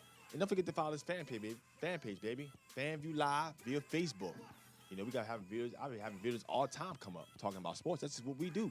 And don't forget to follow my man right here, GSports. You already know what it is, man. www.GSports with a Z on the end, not a S. .com, man. You can check out everything I'm doing, man. Articles, podcasts, highlights of certain events, sporting events I'll be covering, man. Can't wait for the football season to start, man. I'm gonna be covering a certain high school football game every week and covering some of the top players in the state, man. Y'all be tuning in. Guys, listen, it's football season. We ain't going nowhere. Well, I want to take the time to break down my Saints. Again, I got Atlanta winning this division. I hate to put Tampa above my Saints, but I think that Tampa could be a team that could probably finish second in this division. Saints, I got to finish third. Probably. And it has a lot to do with the fact that they haven't showed me in the past 3 seasons. They've been 7-9. And I'm saying to myself, offensively, I know what I'm going to get. I got Drew. I got Sean. Since they've been here, they haven't finished less than top 5 since a decade since they've been here. So offensively, they're going to be top 5 offensively. It doesn't really matter what they do. But the defensive side of the ball, it's a massacre. And at the end of the day, there's so many question marks. This is why I'm putting them third in the division. Nick Fairley retired. Rick is forced to retire due to, That was big. That's big. That's a big deal with the heart, issue. You see what I'm saying? So you move up Tyler Davidson. They drafted this kid out of Canadian football a couple of years back. With the jury's still out. Drafted a couple of defensive ends this year. Jury's still out. Who's going to win the other defensive end spot? Is it Alex Okafor? Is it, Kihaha? You see what I'm saying? You already know what Cam Jordan going to bring. Right. Linebacker position. Right. Clueless. I'm really clueless. Stephon Anthony being shuffled around all over the place. You don't know if he's going to make the team. Former first-round pick. Nah, Stephon Anthony making the team. Stop. Okay. He going to start. Craig Roberson, can make tackles. Really not good in pass coverage. A.J. Klein, you don't know what position he's going to play in the linebacker position. He can play all of them. But not great at any of them. But he can play all of them. And he can play special teams. Just released on there Ullaby, which, thank God, heck of a talent when he was healthy. But the secondary, Dalvin Breaux out right now. Marcus Lattimore, I don't think he's playing tonight. Not? No. You sure? Positive. He hasn't practiced for the past couple of days. Hasn't practiced. So it's it's actually a very young defense. You look at the secondary, you start looking at, P.J. Williams, hasn't really played many NFL games. Damian Swan hasn't played many NFL games. Obviously, Marcus Lattimore is a rookie. Dalvin Breaux practically missed all last season. You still have Marcus Williams, what we're probably looking at, looking forward to seeing. Von Bell, second-year player. Kenny Vaccaro. who has, this is going to his 5th year at the Saints, but So you got the Saints finishing third. third. Tampa. I think Atlanta wins 11-5. I think Tampa finds a way to win 10 games. I think the Saints is a 7-9 team. And I think Carolina's going to probably win 5 games. I think Carolina will win 5 games. This how I feel. This how I feel, man. I'm realistic about my team. I'm a diehard Saints fan. I'm in a Saints fan since I came out my mama's womb. Right. And that's the law. And, one thing I don't get into being biased about my team and just being unrealistic, because that's how you lose credibility, babe. Right. But I got to keep it a band. And I got to tell you, man, I think the Saints can finish second. But I think the NFC is real tough. And even though we finish second, that doesn't mean that's going to guarantee us a playoff spot. It doesn't guarantee a wild card spot. Because I'm going to tell you, that's the NFC East. That's the with tough Dallas. With that, I see Redskins and the Giants. I see the Giants, the Cowboys, and possibly the Eagles really having a shot to get in the playoffs. And then in the NFC West with Arizona and the Seattle. Right. I see them two. I mean, we know the Rams. The Rams not going to really be too much. No, nor the 49ers. Nor the 49ers. Not their years. But I see two teams. So it's like, well, then you got to look at the North. You got to look at the Packers, and you got to look at the Vikings. Right. I see what I was about to get to. I see the Packers and the Vikings. Right. Having a real legitimate shot to come out. So, you're not going to get it. It's only it's 8 spots. Right. 8 spots. Well, no, it's 6 spots. It's the 4 division winners and 2. Yeah, it's 6 spots. So you're not gonna get 2 people coming out of every division. Right. So that's why I say, even though I think the Saints will finish second in this division, they may not be a wild card team. They might not be a wild card team. Right now, if I had to put my money on it, I got the Saints finishing 8-8, 9-7. And I got 7-9. These are my concerns with the Saints. It's never gonna be the offense. No. You could put Lighthouse at the blind at wide receiver, and Sean Payton and Drew Brees are gonna make it work. Okay, but we do have some weapons at receiver. I like Willis Snead. I think Willis Snead is going to be phenomenal this year. We saw what Michael Thomas did last year as a rookie. I think he's going to emerge to even better receiver this year. Brandon Coleman killing DBs at Brandon Coleman is turning camp. into the receiver I thought he can be. Okay, Kobe Fleener. I think Kobe Fleener, his second year into this offense, I think he gets more comfortable. System. I think he gets more comfortable with Drew Brees this year, and he's a better player. Then you got that 3-headed monster with Adrian Peterson. Mark Ingram, and Alvin Kamara, who I think Alvin Kamara is going to be the best draft pick out of all the draft picks from this draft class. Ted Ginn, poo. Ted Ginn is going to stretch the fields. Ted Ginn has been coming on as a receiver throughout the last 2 or 3 years. His career. I think Ted Ginn is going to be a pretty good factor in our offense. He's a good 50-catch receiving guy. Give you 700 yards. Yeah, he's going to stretch the field. Maybe like he's going to blow the top of the defense. 6 to 8 touchdowns. My issue with the Saints is on the defensive side of the ball, and I think that, I didn't really have a problem with Dennis Allen's scheme. It's just that you need certain players to fit that scheme. Now, I don't have no problem with our secondary. I love Delvin Breaux. I love P.J. Williams. I love Marcus Lattimore. I love Damian Swan. I love Marcus Williams, the draft pick from Utah. I love Von Bell, ball hawking skills. I love Kenneth Vaccaro. I love that we brought Raphael Bush back, who will knock your head off. He's a good, gritty veteran. Correct. I like Craig Robinson, who was a good tackling machine. Right. He's not an athlete like that, but he'll get the job done. I actually think we should move Stephon Anthony to the mic, but we got him playing the wheel. Right. But that's neither here nor there.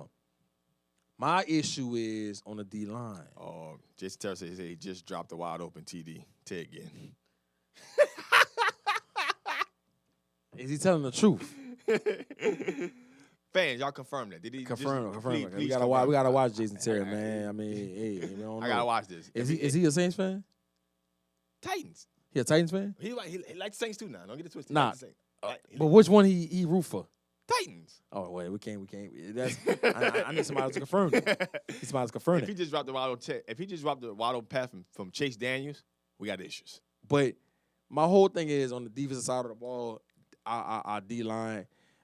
Sheldon Rankins, I like Sheldon Rankins, but he still got to prove himself. Right. I like Danny. I like Anam. How you say his name from Danny Akamara, whatever how you say his name of from Canada. that we drafted from Canada last year. He got nice size, Mm-hmm. but he has yet to show what he can do. We know what Cam Jordan will do. Cam Jordan is a reliable defensive lineman that we've had. He's durable. He hasn't missed a game since he's been there. He demands a double team. I don't think he's a top 10, top 5 defensive end in the league. No, but Cam Jordan can rush the passer and he can also stop the run. He can stop the run. He's a combination of both. He kind of reminds me when we had. He's a better athlete, but remember Darren Howard when we first had him? Yeah. Kind of reminds me of that, but a better athlete. Could rush the passer, get to the run, but he's a better athlete. But and the D tackle spot that with Nick Fairley, they signed Tony McDaniel, and then we got Tyler Davis. Right. I just don't know what they expect from them. And then on the other side, Key Kaha. Right. I mean, you tore your ACL 3 times in your career. Right. But then right now they got Alex Okafor starting the other side. And my thing, I'm not big on him. The kid has 16 sacks in 6 seasons. That's not saying too much. So I he's think a rotational guy with the Cardinals, though. Rotational guy. I think we're gonna struggle rushing the passer this year. And I tell people all the time, your secondary is only good as your pass rush. And that's a young secondary. And why you think Alabama, and I'm not trying to compare college to the NFL, I'm just give you an example. Why you think Alabama and LSU secondary be so good? Because they only got to cover for like a second. They only got to cover for a second. Right, they only cover that long. When Rex Ryan was running the Jets defense, why you think the secondary was so good? Because they only got to cover for so long. Because they come in with that heat. Mm-hmm. So with that being said, if we can't rush the passer, as talented as I think our secondary is, we gonna struggle this year. And what does that mean? That means our offense got to put up 35 points a game for us to win games, which leads me to believe that we're looking at an 8-8, 9-7 season. And I hope I'm wrong. God damn, I hope I'm wrong. Well, Akeem Kimber confirmed it. Drop the TD, bro. Ted getting you bad. You gotta get it together. I got a saying. I just was complimenting Ted again and how he was coming on the last 2-3 years as a receiver. And I got a saying.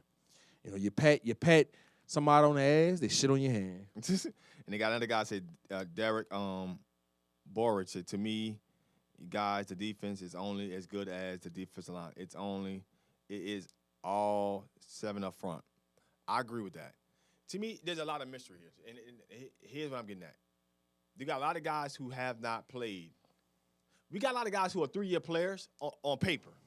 But on the field, they're really like 1 or 2, 1.5 year player. Key Ha is really like a 1-year player. He didn't play all last year. He's torn ACL. Damian Swan, same situation. P.J. Williams, same situation because he was out the first year. And it was majority out. So on paper, we can look at, hey, you got a bunch of 3 or 4 year dudes. No, we don't. You see what I'm saying? We got a bunch of guys who play 1 or 2, 3 games in a season, and they out throughout the entire season. Dalvin Bro kind of fits that same list. So to me, it's scary to know that the only solid position that has consistency is actually the safety position with Von Bell and Kenny Vaccaro.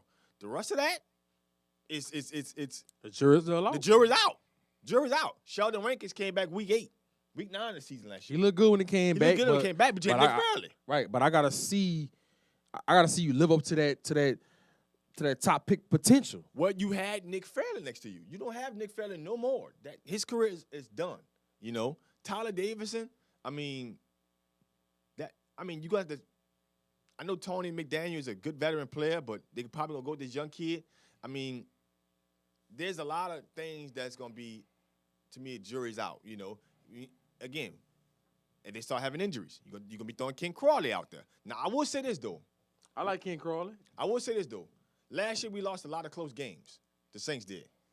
I think they lost 4 games that was 4 points or less, within 4 points or less or something like that. And I blame Marlon Brandon Browner. Nah, I can't ball him all right. Dog, that dude there was so bad. That dude would keep a drive alive. Brandon Brown was bad. I can't blame. I'm not blaming him like literally all on him. What I am saying is he played a key factor. He played a key factor on why we lost a lot of games last year. Because at the end of the day, his play just allowed drives to stay alive. Drive, you be 3rd and 10, and all of a sudden you throw a ball at Brandon Browner, and you're like, yeah, they're off the field. Holding. That's all you kept seeing.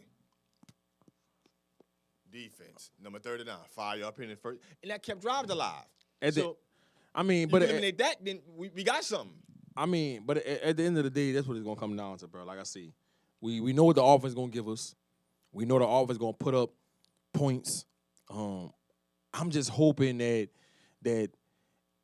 if we get to like week 2 or week 3 and we realize that our defense can't stop nobody, Sean Payton gonna have to make a decision. And what is that? Start running the ball more. Yes, to keep taking time off the clock and keep off the field. Keep people off the field and drain that clock, drain defenses down, run defenses down, and that way we ain't got to get in a shootout and putting our defense on the field so much because, like I said, bro, I'm not big on our front 7 like that. I mean, like I said, we don't have a pass rusher like that. We don't have somebody that we could just put in and be like this, go get the passer. Nah, I'm curious to see what the kid Muhammad from Miami gonna do in this preseason. The kid Hendrickson from Florida Atlantic. I'm curious to see what he gonna do. So I'm hearing good things about Alex Zone, the kid from Florida, the linebacker. Which they say they gonna have him blitzing a lot. Right. So I wasn't too high on that pick. I wasn't high on that pick because of his injuries. Right. Nah, the kid's a good talent. Right. But it was the injuries that bothered me. At Florida. I want to see how and I know we drafted Marcus Williams early from Utah, who was probably the second best ball hawking safety in the draft. But it's like I don't want to see the secondary because I know the secondary is talented. I want to see if we can rush the passer, and I want to see can our D line get penetration. Better than Eddie That's Jackson? what it's all about. Better than Eddie Jackson. Well, Eddie Jackson was coming off a broken leg. Yeah. Coming off a broken leg. I forgot who drafted Eddie Jackson. I was big on Eddie Jackson. Bears. 4th round. That was big. That was big. Eddie Jackson. I love me some Eddie Jackson from Alabama. He big time. He big time. That kid can play, bro. He big time. That kid can play. He big time. I like Marcus Williams too. Dwayne Thomas, the kid from Landry Walker, right there in Algiers, Louisiana. He was training up there in Arizona. I forgot the name of the complex that, but a lot of those a lot of the big time like Jamal Adams but he was there. Marcus Williams was there, and Dwayne Thomas talked about how he said the kid don't even like to curse. Wow. He said the kid's like very mannerable, and he's like a student of the game, and he had nothing but good things to say about Marcus Williams. And that made me feel good to know we got that kind of kid in our organization. Right. So I'm expecting big things from him. Now, what do you think about this? We brought a lot of coaches back. Well, I ain't say back, but we brought coaches in. A lot of coaches we fired from D-line. We fired the D-line coach. We fired the linebacker coach. Fired the receiver coach. Bringing back Curtis Johnson. How can that impact this receiving corps? Well, he was there when we won the Super Bowl. Right. So, I mean, he understands Sean Payton's system. I think that, he's going to bring a different mentality to that receiving corps. I think that's about Brandon Coleman a bit because the kid, and I watched some plays, a lot of highlights on Twitter, and I'm like, who is this dude? He been doing the thing. I mean, he got the tools. Yeah, but I think the biggest acquisition out of all our coaches that we acquired in the offseason is Mike Nolan. Mike Nolan is known for developing linebackers, and he's known for bringing that tough mentality to his linebacking core. So I think that's big, having Mike Nolan on that staff to go with Dennis Allen. People talk about Dennis Allen. I didn't have a problem with Dennis Allen's scheme at all. Watching it, how he orchestrated his defense last year, I didn't have a problem with it. It's just that we didn't have the personnel, and we just was hit with that injury bug last year that we just couldn't do what he asked of his players on the defensive side of the ball. And so we healthy this year. So we'll see. But like I say, I don't see a pass rusher. Hopefully somebody can emerge as a As a pass pass rusher, rusher. and we can get pressure on the quarterback, and that's going to make our secondary thrive because we have a talented secondary. I agree with the talented part. The only thing that bothers me about the secondary is the fact that it's inexperience. And not to say that, I'm just talking about they've been plagued with injuries throughout their career. I mean, the most consistent one has been Sterling Moore. I mean, and that's not saying a lot. Kenneth Vaccaro too. But there was times where I felt like Kenneth Vaccaro shouldn't be a Saint. A couple of years back, I was just like, this dude is invisible. Like, I mean, his rookie year was his best year. Was his best year. He's heading into his 5th year, and we saying to ourselves, do we extend Kenneth Vaccaro, or do we just they exercise his option? They exercise it. Well, what I'm saying, this after this year, he's a free agent. He's done. Like he's a free agent. He can walk. He can contract year. In the contract year. So when you start saying yourself between Cameron Jordan and Kenneth Vaccaro being your leaders on defense, we asking ourselves, I mean, is that a good thing or a bad thing? I'm okay with Cam. Cam has already showed me that he could be a lead on defense. But Kenny? I like Kenneth Vaccaro, man. I like him. He brings that spunk, that fire to the game that you need, especially from the safety position. He's like that. He's like that person that you want on your team, but you hate to go against him. Mm-hmm. So, you saw what Nick Fairley did in the contract year. Most players in their contract year ball out. They ball out. I'm expecting big things from Kenneth Vaccaro, man. I really am. My man Jason Terry said, Chase Daniels is out, Garrett Grayson in. Listen, I'm gonna shoot every Saints fan right now straight. Garrett Garrison ain't making this team. Garrett Grayson is not making this team. You don't think he's gonna hit the third string? No. Garrett Grayson will be on the practice squad. If you're looking forward to Garrett Grayson, he was on practice squad last year. He gonna be back there again this year. Well, you only been on the practice squad 2 years. Well, then he gonna be on somebody else's roster. Because at the end of the day, if you think Garrett Grayson is beating out Chase Daniels, you're highly mistaken. It's not happening. And that goes for anybody else that's Brian Nasby. Don't worry about this kid, and I'm not trying to, bash the kid. I think, I'm not trying to put him down. But they're not making this team. Garrett Grayson ain't making this team. Brian Nasby ain't making this team. So you think Sean Payton gonna go into the season with only 2 quarterbacks? I think he'll go in the season with Chase Daniels and Drew Brees. And he's going to have those guys on standby because they're going to be at home anyway. That's just what it's going to be. I wouldn't look too much into if that's one strength of this team, that quarterback position is solid. It's solid. Whoever backing up Drew Brees knows the offense and come out here and make some plays. But you got to think. You got to realize Armstead is out for probably about 3 to 4 months. Mm-hmm. So that's our best offensive lineman, which is your blind side.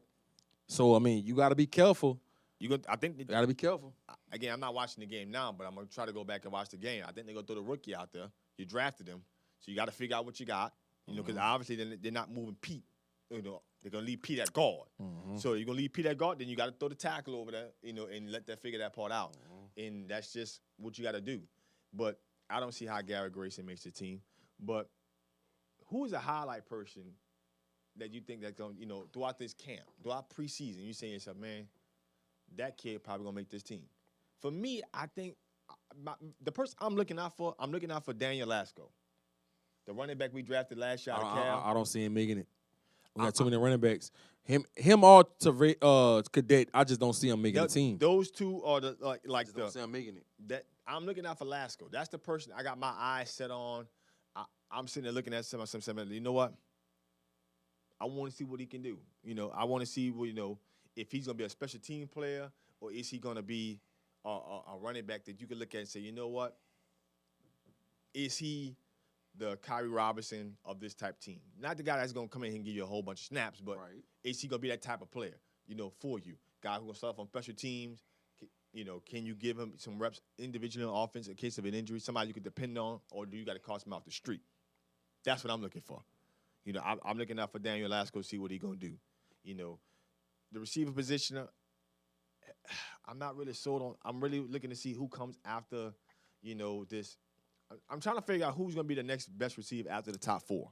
I mean, the kid that has probably the most talent after you talk about Snead, Michael Thomas, Brandon Coleman, Ted Ginn. Tommy Lee Lewis. Lewis. I was about to say Tommy Lee Lewis, man. Tommy Lee Lewis is that kid that you could throw bubble screens to, do speed sweeps, throw a slant to, send him on a 9.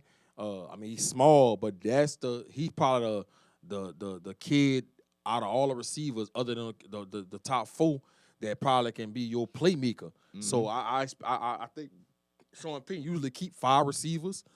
Right. So I expect him to make the team. I mean, Lampkin, I don't see him making it over Tommy Lee Lewis. Me neither. I just don't see it.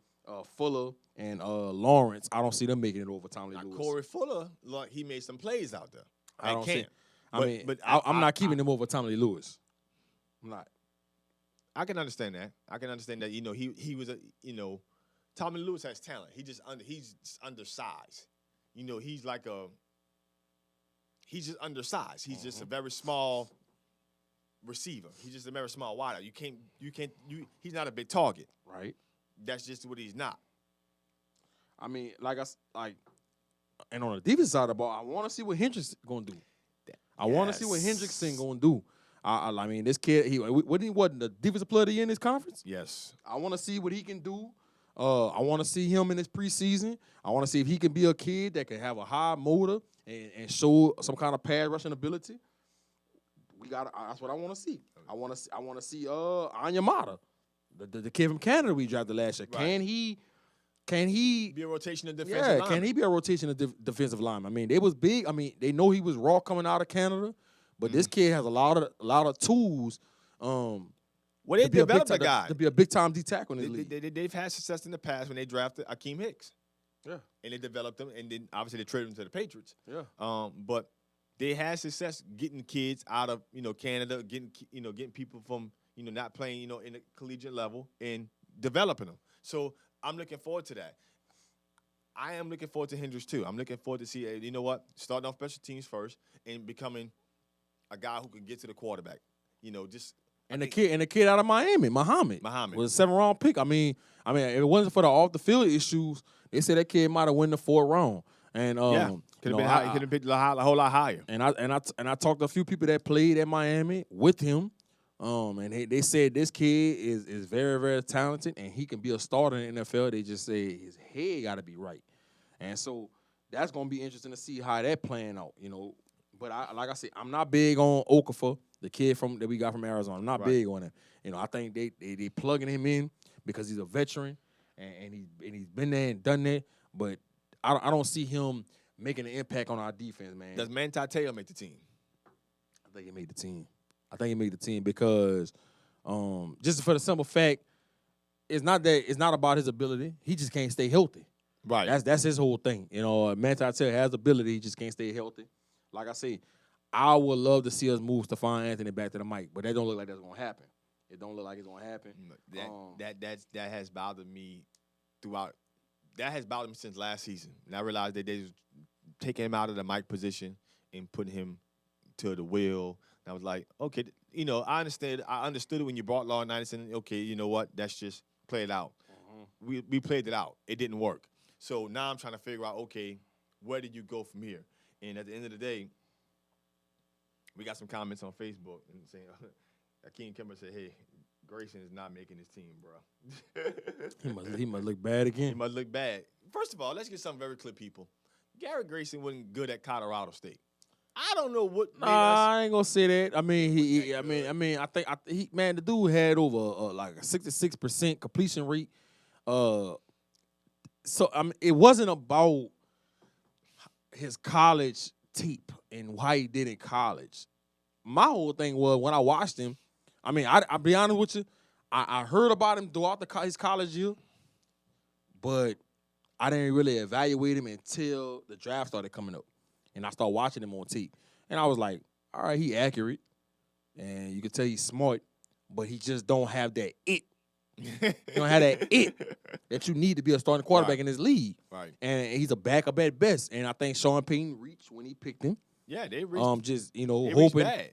Hoping that he can be the savior of Drew Brees, and it's not panning out. I mean, The quarterback position is just so hard to evaluate, dude. It's just so hard to evaluate. It's more than just physical tools.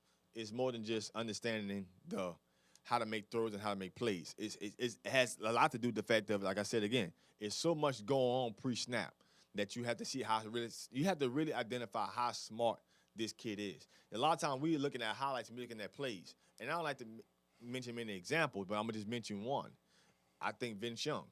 When you come out and see him out of Texas, like, man, this guy's just making plays at the quarterback, just making some throws. Actually, Vince Young was pretty accurate at Texas at the time when he was a quarterback, And you say to yourself, when he finally gets to the NFL system and you got to call plays, you got to get pre-snap. His rookie year, he won Rookie of the Year. Made a lot of plays with his legs. But when it came down to actually him having to make plays in the pocket consistently and read the defense, it ain't there. Struggle. Same thing goes for Robert Griffin III. His rookie year, phenomenal. Made quick throws.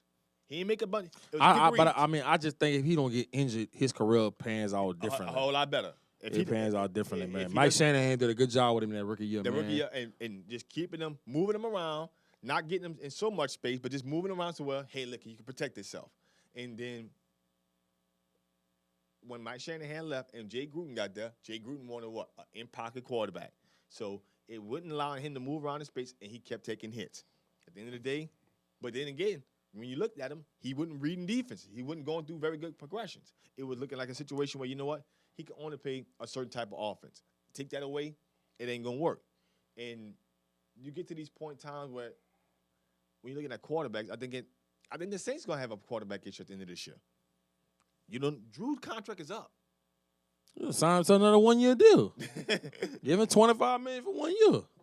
I mean, you got, especially if he have another big year, you got to give him $20+ million if he have another big year. If we make the playoffs, well, you got to keep him. Got to keep him. I'm just saying, man. I mean, Tom Brady 40. How old Drew Brees is? 38. Tom Brady could play another 3 years. Tom Brady will play another 3 years. But you know who I really want to see show me if they can be a really solid and a starting corner in this league. He got hurt last year, and I was liking him throughout training camp. He got hurt early in the season. P.J. Williams, and right now they got P.J. Williams ahead of Delvin Breaux in the depth chart. Got him ahead of Delvin Breaux, and so that's creating a little havoc. P.J. Williams is first of all, people understand if he wasn't injured his last year at Florida State, P.J. Williams would be a first-round pick. I think he had some off-the-field issues or something too, huh? Something like P.J. Williams was supposed to be a first-round pick coming out of Florida State, but it didn't really work out that way. But at the end of the day, talented kid just can't. The bug keeps catching up to him. You know what I mean? He can't stay healthy. And Damian Swan, another one. I mean, all them damn concussions. I'm surprised he is back out there. The kid, we had 3 concussions or 2 concussions his rookie year, and he played good his rookie year. I mean, like I said, dog, our secondary is talented, and if you really evaluated our secondary, I like Ken Crawley. I like Devontae Harris, who the kid out of Texas A&M from last, undrafted free agent out of Texas A&M last year. He was one of my favorite kids coming out of college last year, even though he didn't get drafted. I mean, Marcus Lattimore. I mean, we just so talented at the defensive back position. It's gonna be interesting to see who makes the team, who's starting. And I heard, it's just the rumors I'm hearing that Delvin Breaux and the coaching staff is going through it right now because they got P.J. Williams ahead of him. Right. At the end of the day, this is a proven league. You can't just this is not about, this is about competition. At the end of the day, you need to be healthy and you got to compete for that job. Yeah. Just like you had to compete for that job when you came in as an undrafted rookie and get that job. Because trust me, there were guys there that was on the job like, okay, who? I think a couple of years ago, who we had down here playing corner? Who? When Delvin Breaux came in. When he came in, we had 2 other guys. Keenan. Huh? Keenan Lewis. Yeah, Keenan Lewis, and we had somebody else. Hey, do you know Keenan Lewis is the cornerback coach, the defensive back coach at West Jeff? Yeah. He's the defensive back coach at West Jeff now. Just found that out. Wow. Yeah, that's pretty interesting. That's interesting. Yeah. Wow. Yeah. But what you were saying, though? But when they had Keenan and they had somebody else, Dalvin ended up being the go-to guy because he was healthy that year. But they ended up releasing Keenan, and they had somebody else who played corner on the other side. My mind is drawing a blank. But you got to compete for that job. At corner, you're going to compete. That's just the way it is. There's no getting around it. You got to compete for it. You can't go in there and say, I'm the number one corner. Listen, dude, if you're not on the field, that job up for grabs. And if P.J. Williams is out there competing, he have to compete. That goes for Damian Swan. That goes for Sterling Moore, I didn't think he had a bad year last year. Right. You know, for what he had to do, right, being called up, and he's slow, and he's slow as hell. But he had a solid season last year filling in. Right. Oh, Quinn Q say Champ Bailey, but Champ Bailey didn't make the team. So he got toasted in preseason. Yeah, he got toasted. They cut him, and you again. This season had a lot of this season had a lot to do with the fact of how effective can they get to the quarterback. Are they going to do some blitzes, or are they going to actually blitz the quarterback? You know what I mean? Do you have an athletic linebacker who can actually get there? You see what I'm saying? Do you have a guy who can actually blitz and come on that weak side and say, you know, I can come here and make plays? You know. Now, while I say Anazone, the kid from Florida, man, they talking good about him, and they talking about he got a chance to start. That's, I mean, if he could stay healthy, right? I mean, I think he could be a key factor in our defense. But like I said, bro, we don't have that pass rush unless Hendrickson or Muhammad could come on the 2 draft picks later on in the rounds that we picked this year. Mm-hmm. They can come on and show some kind of emergence, man. We our ass is grass. Yeah. As far as pass rushing. Yeah. I mean, it's just what it is. What it is. It's what it is. What it is, bro. What it is. But who's gonna be? Let me ask you a question, Mick. Who's gonna be a surprising cut when you look at this training camp's up? You're looking at a guy, man. Who do you think a guy's gonna get cut when this is all said and done? Like a surprise, like I didn't think he's gonna get cut. And you know they have them every year. They have them every year. Who you got on your list? I think Darryl Tapp has a chance to get cut. Who's a veteran DN that's been in this league for a while. I think Kikaha got a chance to get cut. If he not starting, I think he's cut. I think if he's not starting, I think he's has cut. A chance to be cut. I think if he's not starting, he's cut. I think Raphael Bush might mess around and get cut. Yeah, if he can't make his name on special teams, I can see that happen. And I like Raphael Bush. I don't want to see. And we so deep. I mean, we got so many. I mean, like Damian Swan, Sterling Moore, Delvin Bro, P.J. Williams, Kent Crawley, Devontae Harris. You're not gonna keep all of them. Not gonna keep all of them. I mean, what you keep 5 corners? So depending on the health, you could probably keep 6, but typically on average you keep 5. Same thing goes for linebackers. You keep out 5. If I want in a bet, I'm willing to bet Sterling Moore and Devontae Harris probably the 2 odd men out. Devontae Harris, I like Devontae Harris. I like Sterling Moore. I like what he did when he came in last year and we had the injury bug hit us and played solid. But Sterling Moore and Devontae Harris, I had to choose who they'll cut. Sterling Moore and Devontae Harris will probably be the 2 men that's out. Unless they just have a phenomenal preseason and just make you not cut them. Right. So, and at the safety position, Vaccaro, Raphael Bush, Banjo, Marcus Williams, the rookie who we drafted. Those guys are on the team. Von Bell, Eric Harris, the kid from the CFL. Right. I mean, I'm looking at this here, and I'm saying to myself, because they're going to be – my guy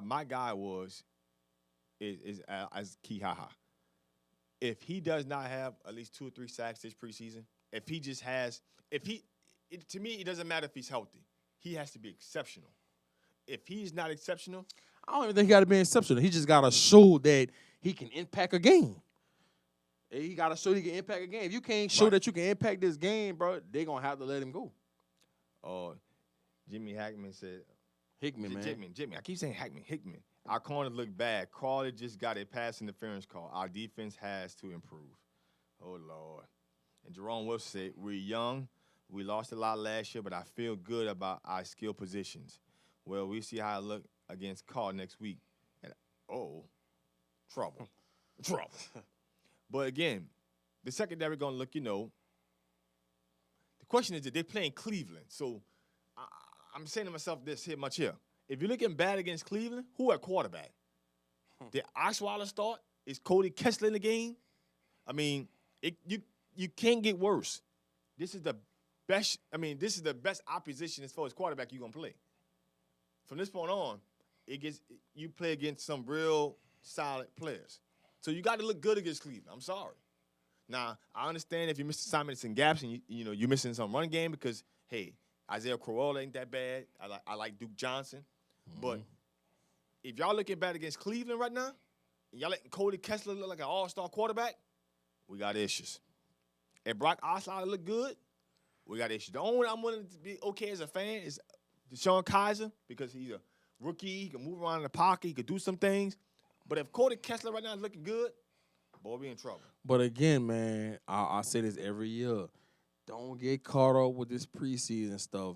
You know what, like on defense, I'm pretty sure Dennis Allen, vanilla. His defense is probably vanilla. I mean, they running basic coverages. It's getting snaps. It's getting reps. I mean, but your players still got to make plays. All right. And I'm not discrediting them. I'm not trying to downplay it. But I'm saying let's not just look at the preseason and be like, oh, man, we sad. Let's not get caught up on it. It's vanilla defenses out there, but you need tape and they got to make plays. Yeah. And if you're not making plays, there's issues because at the end of the day, you still playing Brock Osweiler and Cody Kessler. That's still what it is. It ain't you're not out here, you're playing against guys who need jobs. They need a reputation in their career. And at the end of the day, if you're not looking good against that, it is a basis point. It doesn't mean that week one in the season that, hey, you know what, you can't go out here and dominate the Vikings. What it does mean is that if you do look this bad, you got work to do. Right. I mean, and it's like I said, man, as of right now, I got the Saints finishing second in the division behind the Falcons. And, that might be 9-7, possibly. First and goal for the Browns. I mean, but that don't mean we're going to get in the playoffs because we finished second in the division. But I think that we are better than the Bucs and the Panthers as of today. I think we have we looking on paper and far as, the consistency of Sean Payton and having Drew Brees at the helm, I just think we're ahead of the curve more than Carolina with Cam Newton being out for a month and with Jameis Winston having a new offensive coordinator, new head coach. I just think we're ahead of the curve above those two teams. Offensively. But the Falcons are loaded. I mean, even though I think they're going to win the division, I think we split with them. But, I still think they win the division all right, and we come in second in the division. And I think hopefully I'm wrong. Hopefully I'm wrong. I would love for the Saints to win this division. That's just me. I would love for them to win 10 games. I just see 7-9 again for some apparent reason. I do think Carolina's going to finish last in the division. But I do think Tampa, they're that team to me that's just like the other team in the AFC South. They're like this Tennessee Titans team. They're a team that you don't want to play. Right. They're a team that you don't want to play. Yeah. Because they have talent. Yeah. And when you have talent, that's not a team. If they putting it all together that particular Sunday, especially if Doug Martin is running the football. Well, they saying Doug Martin probably not even going to start. That's because he's suspended for the first 4 games. But if that team put things together, that's not a team you really want to see. Right. And if they get on this, if they can play consistently enough, getting Deshaun Jackson the ball, getting Mike Evans the ball, getting OJ Howard the ball. I mean, bro. Calvin Brake. You start getting these guys the ball, and you limit, and Jameis Winston is not throwing picks, hey, bro, there's issues here.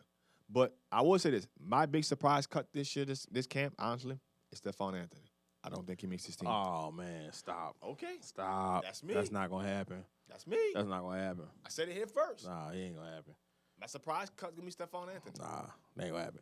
That ain't going to happen. That ain't going to happen. You can book it. You can book it? I'll bet the house on it. Jason Terry said, touchdown Browns. And what's up, Robert, baby? He said, it's opening week of preseason. There's no tape on what to look for. Next week is a judgment week. I got to agree with you on that one. What's up, Rob, baby? I see What's you, up, Rob, baby? I see you, baby. Man, fix me some wings, man. Fix me a full course meal, man. I know you be coming with the meals, man. Come on, hold your boy down, man. Callio. My dog Rob in the building, man. In the building, man. Slug for thug. You dig? Well, listen, guys, we got to get ready to wrap up this show. Listen, next week is going to be big time. You know, we got Big Easy Mafia gonna come join in the show next week. They're gonna be coming inside here, you know, talking sports with us, talking a lot of Saints football. Our big homie here been working on that next week, so don't forget to not tune in next week's show. It's gonna be another big lit. You know, obviously at that point in time we had the game, broke down the game, and not just that game, but other games. You know, but it's football season, baby. We here between now and December. It's all we talking. Get it together. Get right. Appreciate y'all for tuning in, Appreciate man. y'all tuning in. GSports, man. We signing out. We signing out. This is boy Fred. We're going to catch y'all next week. Got to catch this game.